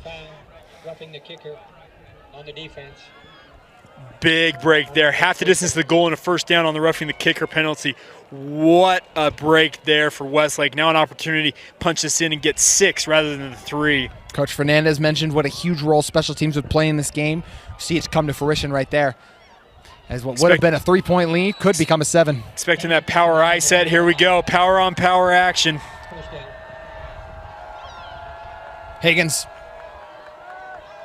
gives it to Lee. Lee chugs forward. I don't think he made it. He did not. Nicely done. Defender there for, it's our good friend number 70 there for the Royals. Ben Angelo blowing things up there right in the middle. Nicely done by him, only allowing a gain of inches, if anything. Big old beastly Ben making a play. Going to try to do so again as they go to the same play, right back to Lee. Same result.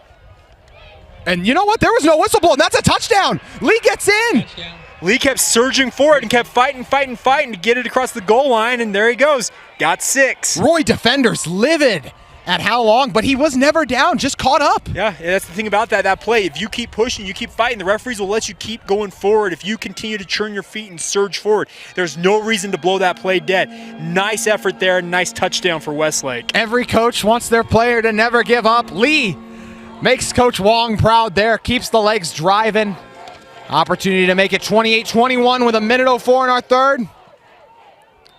It's a short kick. It's no good.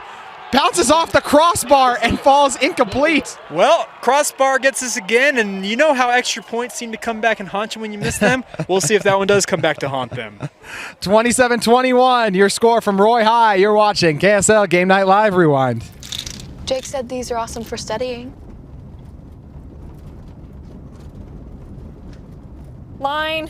You shouldn't ever take someone else's medication. Know your script. Talk to your kids about the dangers of sharing prescriptions.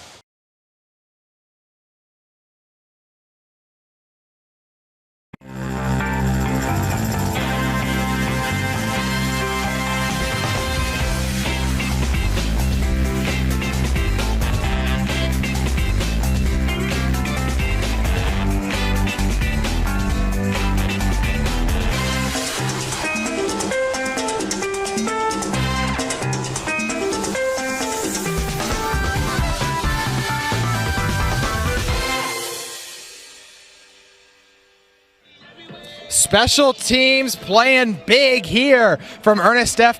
Gerbrano Field. We see the roughing the kicker penalty extending the drive, and then after the tough touchdown by Lee, the missed PAT after, Jake. Yep, that'll loom large in this game potentially here. We'll keep an eye on it, though. 27-21 with a minute remaining in our quarter. Kingston thought about trying to pick that one up and return it, but instead lets it sail out of bounds wisely as it draws the flag. Ball comes out to the 35. Going to be good field position once again for Roy here to start their drive at the 35-yard line.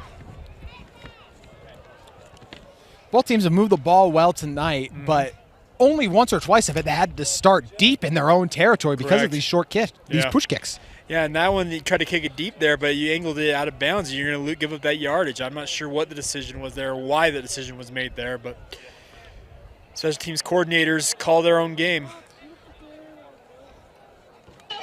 So I'm sure Cooper Cowan probably a little frustrated at the moment. Nice thing about being a defensive star, you get to come out and take your frustrations out on someone. Yep.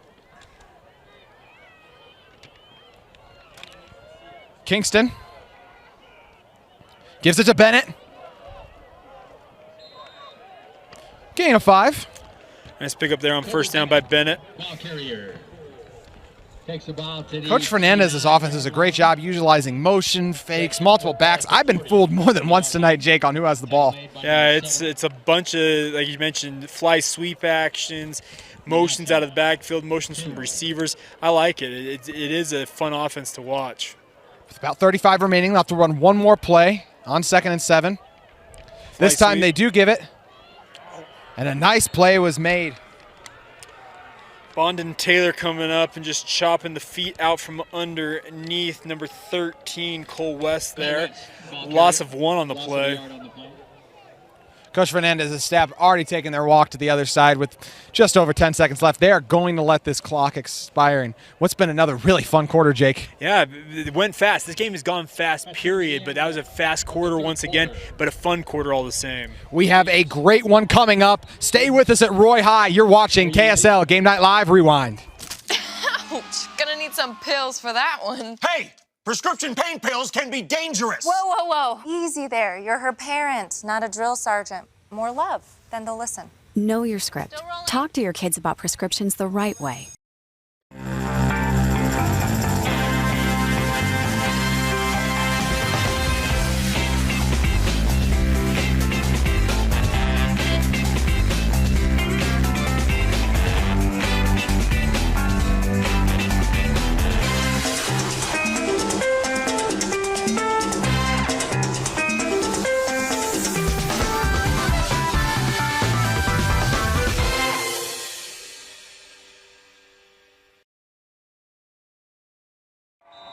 Fourth quarter set to get underway at Ernest F. Debrano Field. And what a fun game it's been, Jake. Yeah, this is, for a first-round playoff game, you're not going to find a much better contest than we've got. And that's the fun part about these games. It's playoff time. It's win or go home now. Your season's over. You lose this game. For some of these guys, they'll never put pads on again, so you do not want to let it slip here in the fourth quarter, final 12 minutes of your playing career, potentially. 3rd and 6. Kingston fakes it to Ecker, rolls out, green grass in front of him, thinks about it, decides to step out of bounds. Bondon Taylor, nicely done there, forcing the action to get him out of bounds there, and that's what you got to do. You got to force him towards the sideline. He's going to actually force. Is this our first punt for Roy in this game? This might be our first punt of the game, honestly. Oh no, I think you're right. I think it is our first punt of the game. I'm trying to think of any punt. I think we have one. So yeah.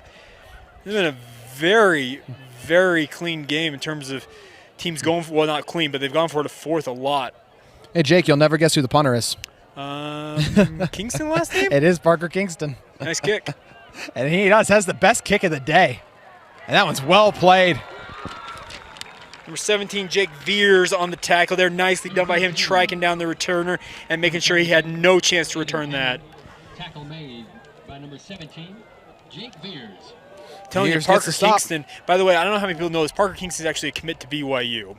Expected to probably play wide receiver, maybe be a special teams ace that we've seen him be in this game.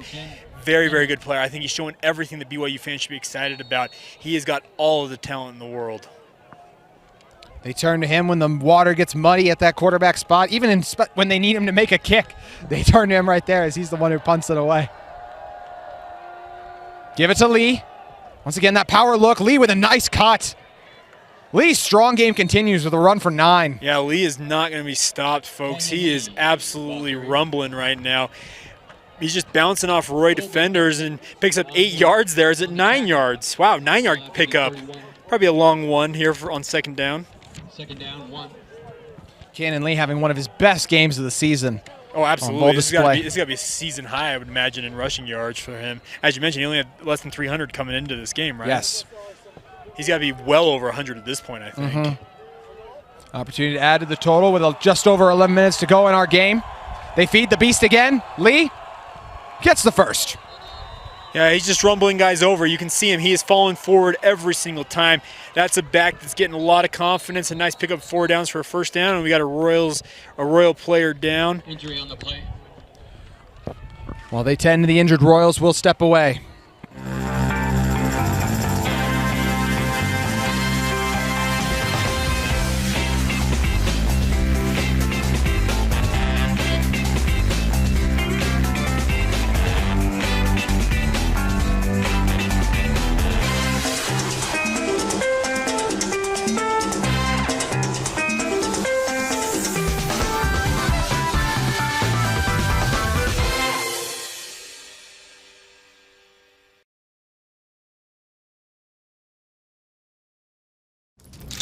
Jake said these are awesome for studying. Line. You shouldn't ever take someone else's medication. Know your script. Talk to your kids about the dangers of sharing prescriptions.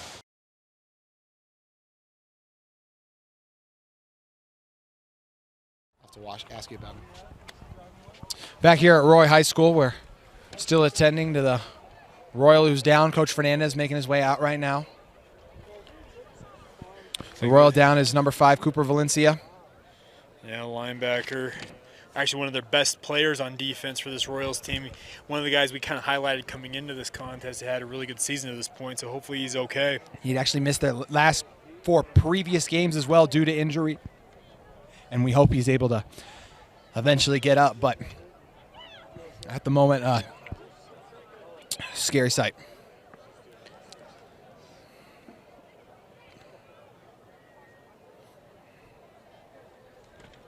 Trainer still working with Valencia there.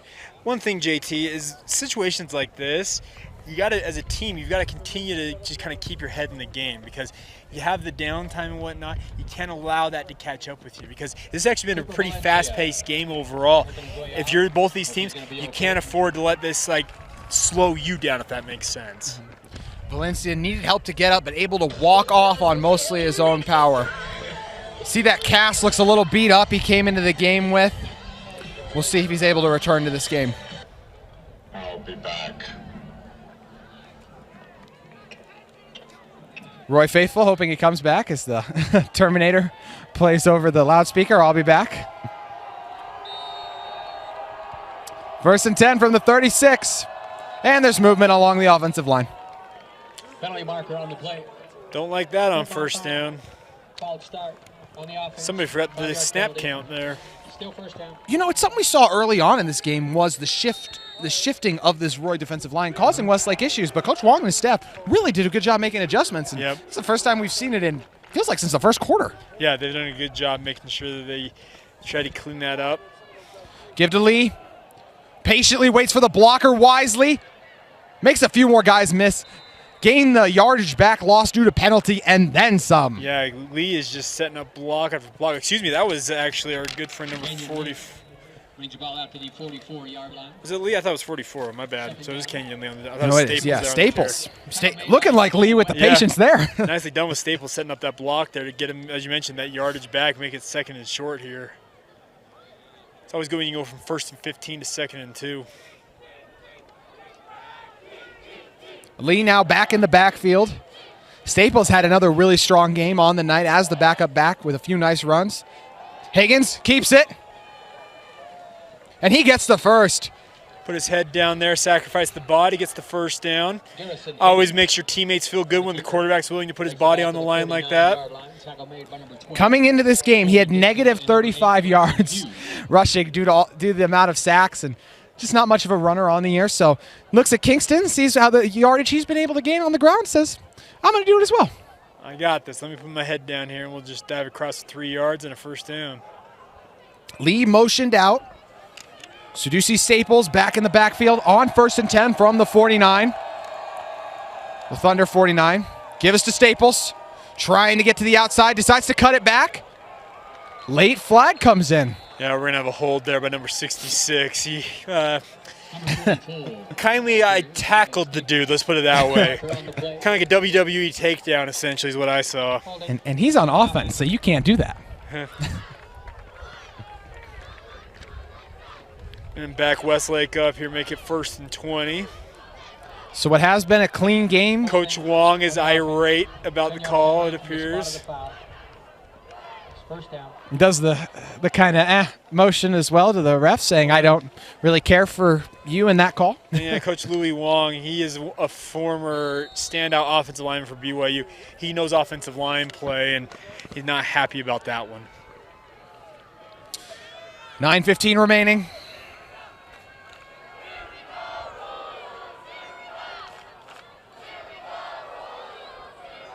Higgins, airing it out, has his man. It's Zach. Zach Allen screeching across the middle of the field for the huge gain. Zach Allen chewing up yardage there, absorbing hits, delivering hits of his own, and a huge first down conversion. No problem, 1st and 20, we got this. Allen's first reception since one of the best plays of the high school season, frankly, in his touchdown. And what a timely moment to come up with it as well with 8:50 remaining.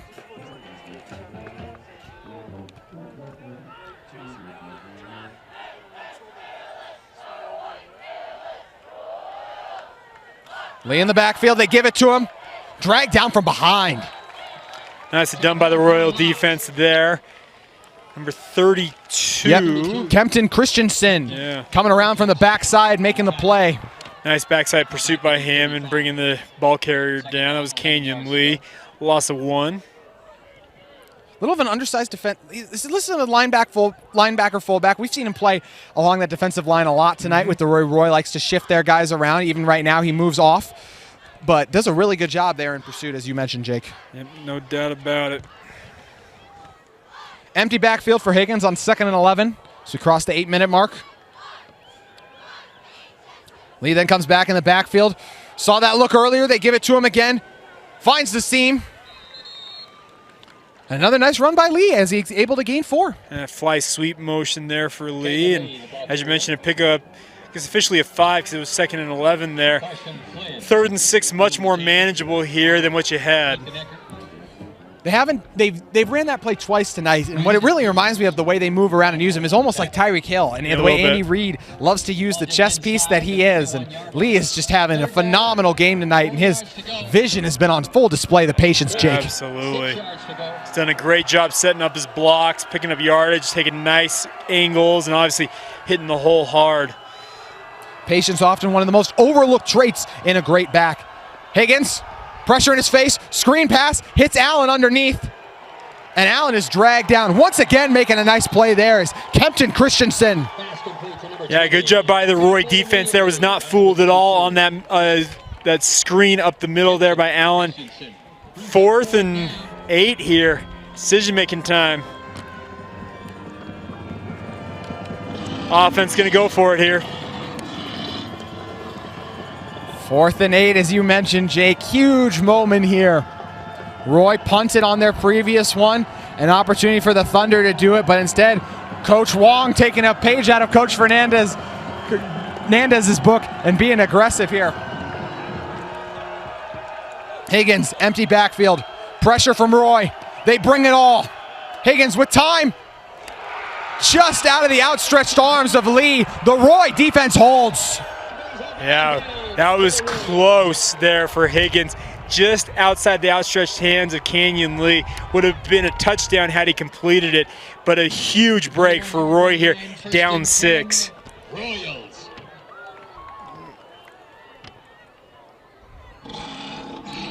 So with 6:15 remaining, it'll start from the 31. You know whose name we haven't called in a while?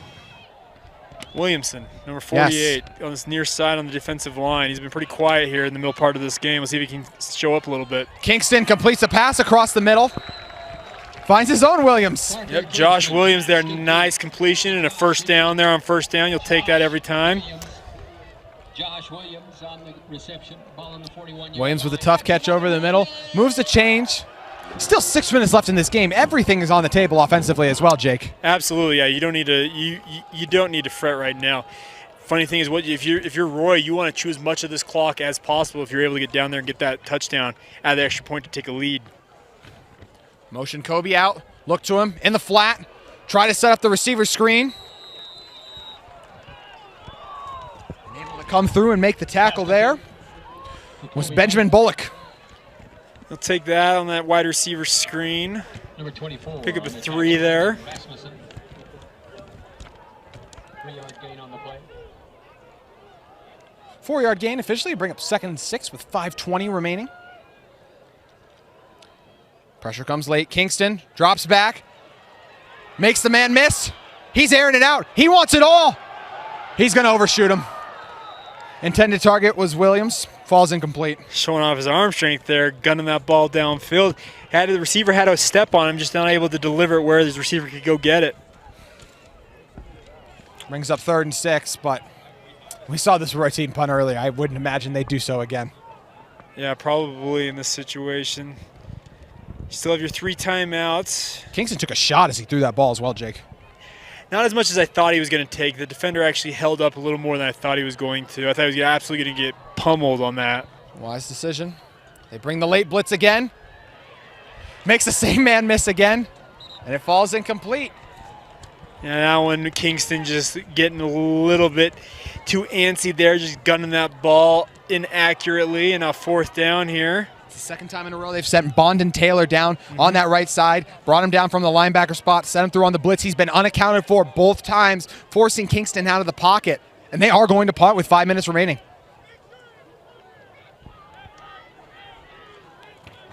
Kingston back to punt. Have to be weary of a fake a little bit when you're, but not here. It's just booted away. Gonna let it bounce wisely. They'll down it at about the 21. A wise decision there from Aiden Hamden. 23-yard line. Now a big opportunity here for Westlake. Call it the 4-minute O, JT. You want to kill 4 minutes. There's obviously about just under 5 minutes to go here. You can kill this clock. You can escape with a win on the road here. Easier said than done, obviously, but a big opportunity here for this Thunder offense. 4:56 remaining. Cannon Lee has had a phenomenal game tonight, trying to put the finishing touches on their performance. And Lee is dragged down. Well played by the Royals. Sorry, Savia Nea with a nice tackle there. Savai Naya, excuse me. Nice tackle there. Well done by that Roy defense. Loss of 3 there, 2nd and 13. That's what you want on 1st down if you're Roy. Bryson Hughes also coming up from behind. As you highlighted, Jake, 2nd and 13, 20 seconds remaining. No timeouts being used yet with 4:25 remaining.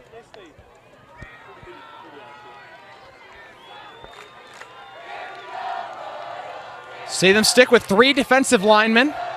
Only 1 linebacker in the box.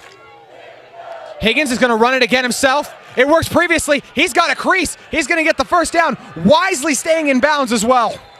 Well done by Higgins there, finding a nice seam, as you mentioned, and gunning upfield.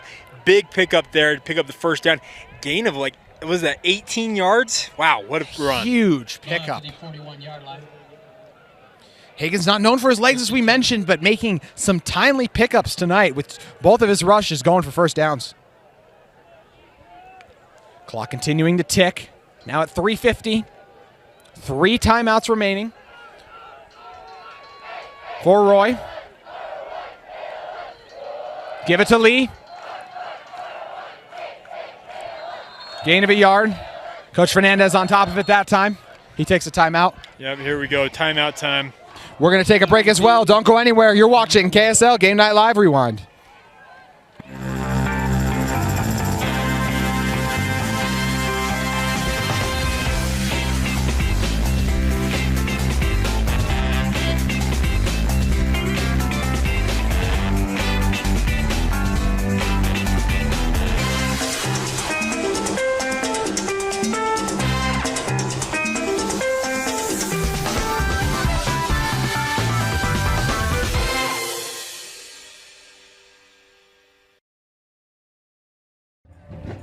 Welcome you back inside to Ernest Steph Durbrano Field.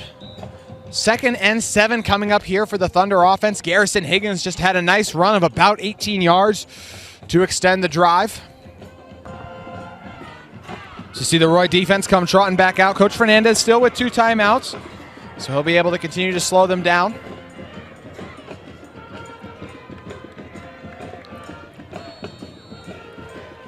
They stick with 3 down linemen. Higgins to the outside, has 1 man to beat, and able to make the nice play was Bryson Hughes all over it with the leg tackle in space. Nicely done by Bryson Hughes there, wrapping Higgins up. No gain officially, and timeout called by Roy. With 3:27 remaining now, a lot of time. Bring up 3rd and, 3rd and 7 coming up here. It's all about preserving clock here for your Roy. You're trying to give your offense a chance here. Are you a fan, Jake, of if they are able to get a stop here, Roy, would you use the timeout or would you save it for your final drive? I would save it. You let that clock chew and you say, okay, we're going to lose 40 seconds here, but I think you keep that timeout because you're not sure what's going to happen on offense. I say that, though, and I fully expect him to call the timeout anyways. Yeah. Coach Fernandez, very aggressive, as we've mentioned throughout the broadcast. So we'll see if he wants to keep that timeout for his offense or just wants to give him as much time to work with. The clock stopping on first downs is so crucial in high school and at the college level as well. Yep, it gives you a little bit of an advantage there to get up and get things set and run another play. What a way to kick off the first round of the playoffs. In the state of Absolutely. Utah. Absolutely classic right now. We're having a blast. We see Ben Angelo come out. We'll see if Coach Wong wants to be aggressive here and possibly air it out, trying to call game. See the shift. And they did jump off sides. That's going to be offside on the Roy defensive line, so they'll shorten it up a little bit. You got to watch the ball. You've got to watch the ball. Matt, you cannot have that. Roy had been so good all game long, and in that moment, you cannot have that. All game long, they've been forcing the offensive line to jump off sides due to that motion right there. They get bit. They themselves jump 3rd and 2. Could change the play calling here. Timeout. Coach Wong is going to take one here. Want to talk things over a little bit. Probably a change in play call now. Yeah, huge situation here, obviously, 3rd and 2. You get this first down, you all of a sudden have Roy right where you want him. So huge play call, huge play upcoming here. Obviously, if you're Roy, I'm going to expect they're probably going to bring the house and try and disrupt whatever Westlake tries to do. Like, I'm talking 7, 8-man, cover 0, blitz, that type of stuff. Because your season's on the line right now, JT. Yep. That's the joy and the agony of how the playoffs go, though. Season's on the line. I mean, I don't think it's too overdramatic to say a lot of these kids, this is the last high school game they may ever play. So Yeah, some of them, their football lives are on the line. Correct, yes. Anybody who played this sport, you still remember that last time you took the pads off. So true. The only time we've seen him in this formation previous on the goal line. Higgins, he's going to roll to the outside. Oh, he's going to throw it. And it's a flag. He was tripped up on the outside. A nice play made by our mysterious number 4 to save the touchdown. We had another flag thrown here, though. I wonder if we're going to get an illegal man downfield, potentially, offensive line-wise, because number 66 is all the way down here, 10 yards downfield. Might get offsetting penalties. We'll keep an eye out here. Number 66, he was way downfield. He should have been an eligible receiver for the depth he got Higgins to. could have ran for the first down as well. He should have run for the first down. Not sure why he held up. He had the naked boot. He was off and rolling. I know you want to be the guy, quarterback, give it to your playmaker. Take the first down. On the defense, 15-yard penalty. Nope. An eligible man downfield also. Yes, offsetting penalties. Illegal receiver downfield. Wow. Yep, offsetting penalties. All right. What a play call by Coach Wong and his staff as well, because it was there. The rollout was there. He was wide open. He's going to be able to run for it. Here goes that power eye again. Coach Wong's going to burn another timeout. This is a huge down, and the coaches know it. Yeah. Oh, yeah. This is. It's not too much to say. I know we got 3 minutes and 20 seconds to go. This play might just very well determine who wins this ball game. This is the 3rd timeout we've seen on this play. Of course, we had the one play run in between that just happened, but wow. That's how critical this play is. These coaches know it. They're trying to game plan. They're matching wits with one another. It's going to be a determiner who's going to win this game probably on this down. Eric Jones is the defensive coordinator for Roy High School. And one thing, if you're curious of does Coach Fred Fernandez trust his DC, he's not even in the huddle right now. Yeah, exactly. He's sitting back. He's talked about that when I spoke to him earlier. He said he's one of the best in the business. He loves the way he mixes it up. Comes with exotic pressures tonight. Not the performance he's wanted to see out of his defense tonight, sure, but an opportunity to change everything with a stop right here. Yep. Here comes that power eye set once again for Westlake. Linebackers playing very close to the line wisely. Higgins. Lee. He's not going to make. Oh, late surge. He's not going to get there. He is not going to get there. What Roy a holds stop strong. for Roy. That defensive line surged forward, did not allow any forward momentum.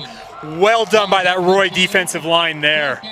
And Coach Wong will send out the punting unit for the first time tonight. Ball right at midfield, 1 yard to go. You got to be very wary if you're Roy here of a fake, so you got to be ready for it. One of the guys in there on that huge stop is number 69, Cole Millward. Doing a great job, him and the rest of the front seven of the Royals to make a huge play. We want your quarterback to make a play in these situations. He's back to return it. Oh, it's a fake! He's gonna run! And he's not gonna make it! He's short. He is short by a full yard. Coach Wong decided to be aggressive. They go for it. And they don't get it.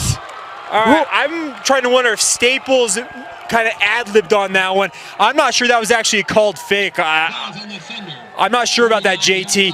What a decision by Staples, comes up a full yard short, and now you have given Roy the ball on the plus side of the 50. They have 49 yards to go to win this game. I'm not sure if it was called either based on how Coach Wong reacted after that. Wisely noticed by you. Kingston, empty backfield. He's going to step up. He's going to run. He's got green grass in front of him. Across the 40, across the 30, across the 20, across the 10. He's in for the touchdown. Kingston, extra point's going to give him a lead. He wastes no time. 49-yard touchdown run for Kingston.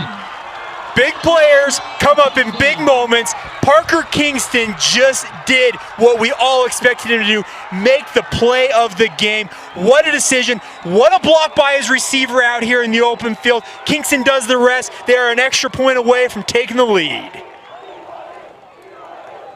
And the crowd is chanting BYU at the BYU commit. BYU fans will be happy to watch that highlight there.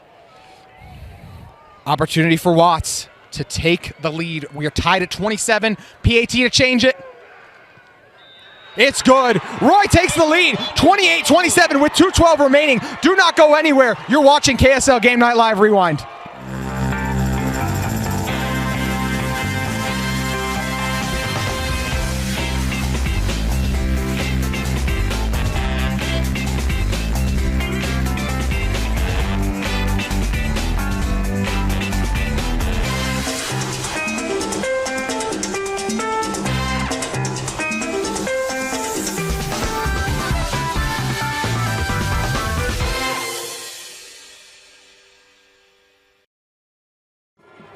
The BYU commit, Parker Kingston, with the huge scramble. 49 yards, touchdowns. Ends up going untouched, showing off the speed, Jake. Yeah, and that's the thing about Parker Kingston. Slow is smooth, smooth is fast. You ever heard that term before? That's Parker Kingston in a nutshell. It doesn't look like he is like blazing, but he just matriculates down the field at an astronomically fast rate. It's incredible to watch him do his thing. 2:12 remaining, a lot of time for the Thunder. And the Thunder, because they burned all those timeouts in that short yardage situations, they only have one timeout left. Correct, yeah. So they've got 2 minutes and 12 seconds here, so they've got time to work with, but they only do have the one timeout, as you mentioned. Has not been Cowan's best night. The deepest kick we've seen on the night will be returnable. Lee's got it. Lee with strong ball security there. I'll take it to the 29. All right. Well, we wanted an instant classic, JT. We are getting it right now. Indeed we are, Jake. Indeed we are. All right, 2:06 to go here, folks. Ball on the 29-yard line. See the Roy faithful. You can hear the roar. And don't worry, Parker Kingston's out at cornerback right now, covering Nicholas Steppen, the best receiver and for he is Westlake. in his face, too. No cushion. He sits on the route beautifully. Higgins wanted to go there. Instead, Higgins is going to air it out. King goes right through his hands. He nearly had it. Morgan went up for it, thought he was going to have a chance at it. It just slipped, as you mentioned, right through his hands there. And he looks like he might be cramping a little bit here. Or is that Allen? Excuse me. That was Allen on the intended receiver, I believe. Yeah, Zachary Allen. My apologies. Allen, the one who went up for it, and it is a cramp. It looks to be a cramp. They're stretching him out right now for it. Minute 58 remaining. Let's go back to the coverage by Kingston there on one of the best route runners we've probably seen all year in stepping. Parker Kingston may be the best all-around athlete in the Utah high school football ranks this year. He does everything. It's absolutely incredible. Nate Ritchie, I don't know how many people remember his name from Lone Peak a couple years ago. He went to the University of Utah. He's now serving a mission for the Church of Jesus Christ of Latter-day Saints. He was a guy at Lone Peak who did exactly what we're seeing Parker Kingston do. He kicked, he punted, played defensive back, played offense. He was everywhere and anywhere. He didn't come off the field in some games for the entire game. Parker Kingston's doing that exact thing. It's crazy to watch. But true athletes like that, you have to take advantage of them, and it's a treat to have been able to watch Parker Kingston do his thing today. Unless you and I missed something. First play at corner all game, guarding the best receiver. We've seen him at safety, but that was the first time we've seen him go up and man up a guy. And we are talking zero cushion. I mean, right in his grill, as close as you can be. Yep. And Higgins is like, oh, I got the quarterback, and I'm going to try to take advantage of that. And he looked at him the entire way, and there was nothing available. Gave Steppen no chance. Steppen had nothing he could do about it. Instead, went to Allen. Allen's still down. Coach Wong makes his way out, but Allen's able to get up. Moving pretty good there. Hopefully we'll see him back out here shortly. He'd be a huge loss for this offense. Yep, no doubt about it. Their best 50-50 ball target. All right, minute 58 to go, 2nd and 10 from the 29 upcoming. Zachary Allen and talked about it as well, and Nick Steppen, they complement each other extremely well. Hurts to lose one of the guys in that 1-2 punch. 2nd and 10, what feels like an eternity remaining with 1:58 in the timeout.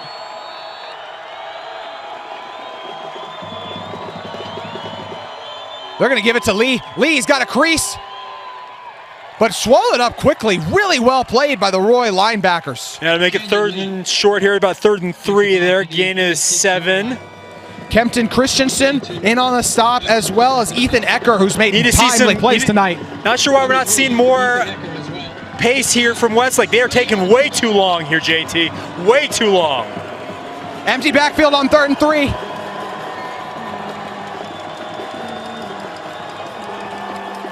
From the 36, Higgins has a man, gave him the cushion, and wisely getting out of bounds there was Mason Morgan. Yeah, good job by Morgan there. Nice route, and obviously, as you mentioned, getting out of bounds to stop the clock there. 1st and 10. All right, minute 19 to go here. Still one timeout for Westlake, but they do not want to use it if at all possible here, at least for the next, I would say, 25, 30 yards. Minute 19 remaining from that 43. Higgins once again, empty backfield.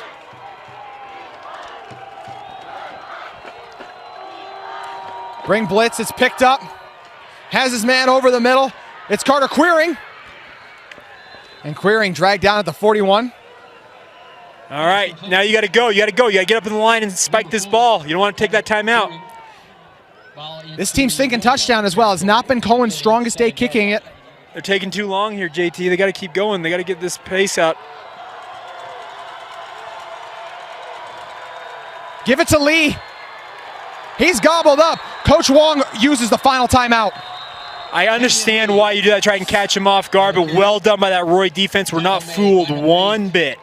Lee has had a strong day running the ball, but there, Roy all over it, and Coach Wong wisely burning that final timeout. All right, I got 56.2 seconds to go here. Where would you feel comfortable going with Cohen in this situation?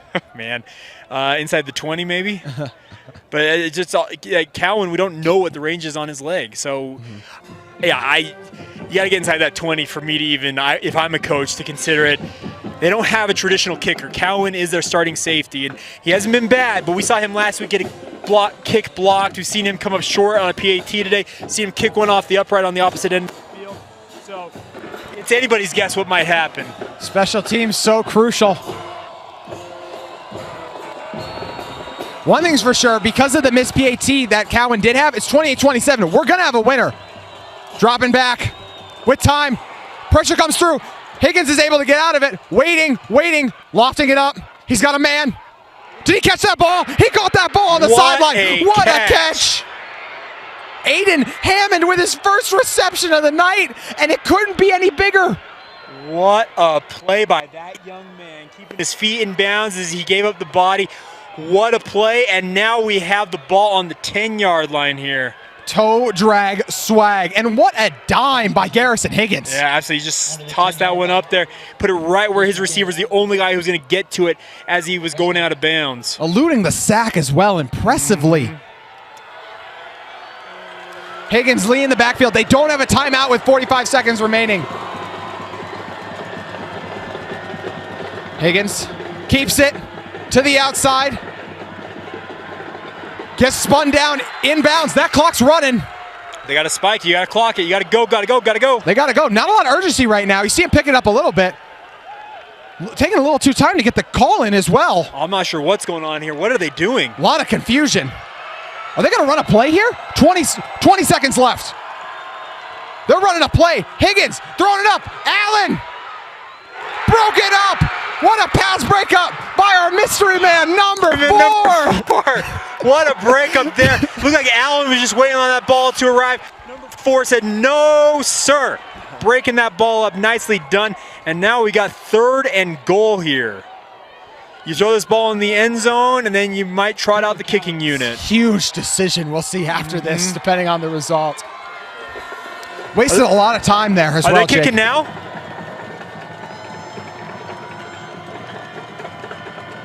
They are. They're kicking kick it on 3rd down. They're just going to kick it. This is the ball game right here. Cowan. 27-yard attempt. 27-yarder. He got it. What a kick by Cooper Cowan. Cooper Cowan with a huge field goal to put his team up 30-28 with 11.5 remaining.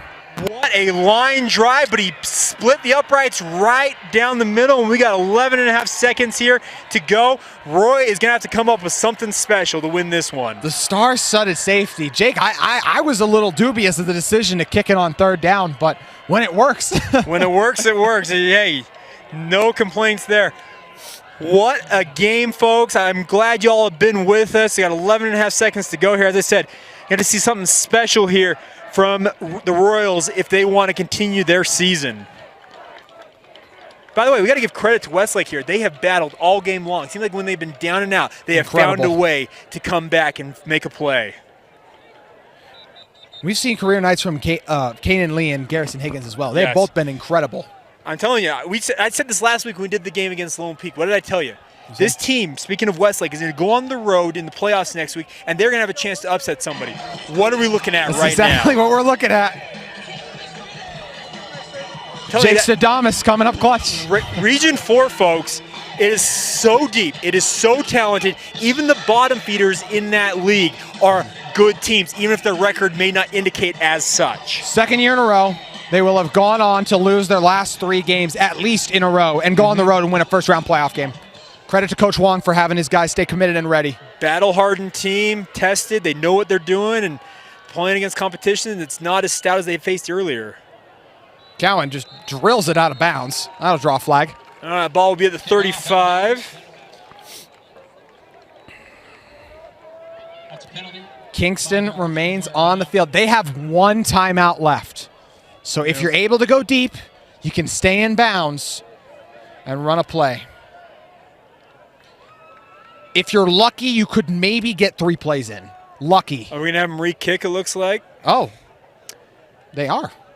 I believe Roy, it's actually kind of a smart move here. Back him up a little bit and have him re-kick. So yeah, they will move it back. And you think that's what you would have done as well, Jake? Yeah, try and get better field position. Move the kickoff 5 yards back. Yeah, so they'll kick this one from the 35 now. Parker Kingston is just desperate for a chance to return this ball and make one more play. We saw what happens when he gets in open spaces. He scored the what should have been the game-winning touchdown, but Cooper Cowan came up clutch with the huge field goal, and he's going to boot it away right here.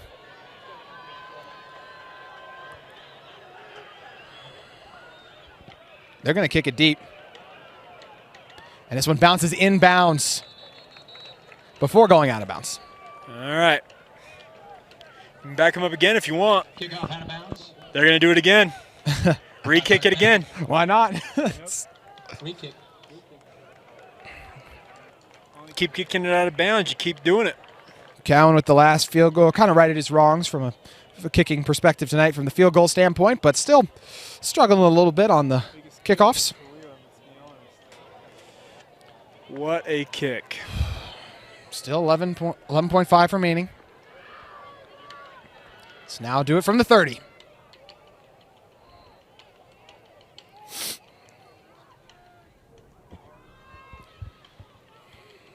You got to wonder eventually if Calvin's just going to get frustrated enough and just boot it right to Kingston. Maybe so. Sure, it's not the game plan that Coach Wong wants, but hey, it's what I want to see right now. Absolutely.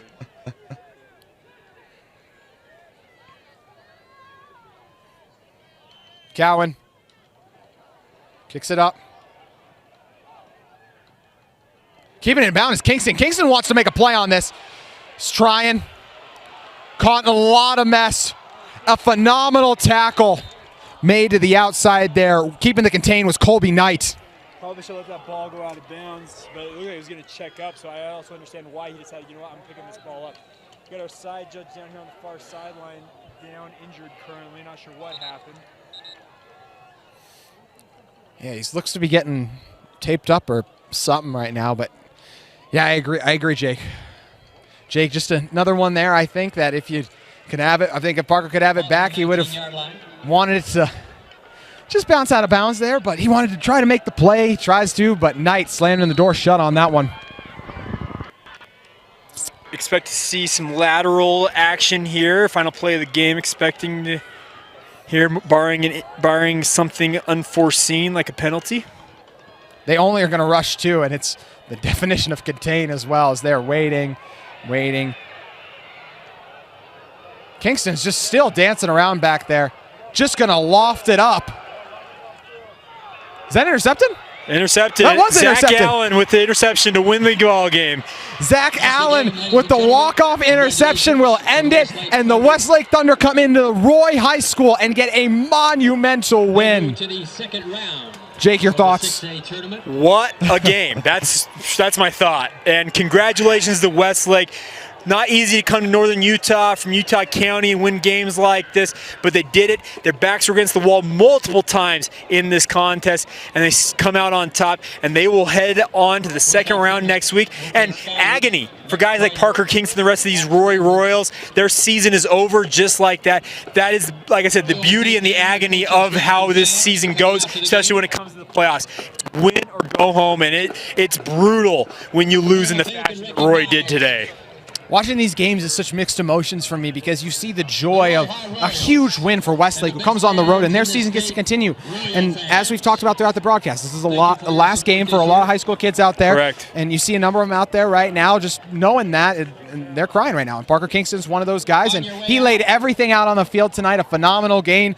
One of the best plays we've seen as well was his scramble on that first down for the touchdown. And made a number of timely throws as well, and it's always a difficult sight. It is, absolutely, and that's, like I said, this is rough for these young men. But the fun part is, this is the beauty of the sport as well. When you're a team like Westlake, you haven't had a great season, you had a losing record, you come on the road, nobody believes in you. Well, you go out and prove yourself, and congratulations to the Thunder. Garrison Higgins came into the game tonight with 11 interceptions, and same thing. I mean, Kanan Lee came in with under 300 rushing yards, and they looked like first-team All-State players tonight. Yeah, absolutely balled out. Absolutely balled out. So congratulations to Westlake. And by the way, congratulations to Roy. A great season, no doubt about it. It's brutal to lose in the fashion that they did, but what a game we had. What a fun opportunity to be here at Roy High School and to call this ball game. Coach Louis Wong and his squad get the huge win. They're greeted right now, streaking over, slapping the high fives. Props to the students and parents who made the long drive, just like you did, Jake, out here to support their team, and what an incredible win it was. Garrison Higgins, Kanan Lee absolutely balled, and the Westlake defense late came up with the timely stop and the huge plays throughout the game. Coach Wong, of course, ecstatic, and as you mentioned as well, Jake, just an incredible season for Coach Fernandez, and this Roy High team. For Jake Hatch, for Bill Francis, our cameraman, I'm JT Wistersill. Thank you for joining us on KSL Game Night Live Rewind, your final From Roy High School, 28-30, Westlake wins it.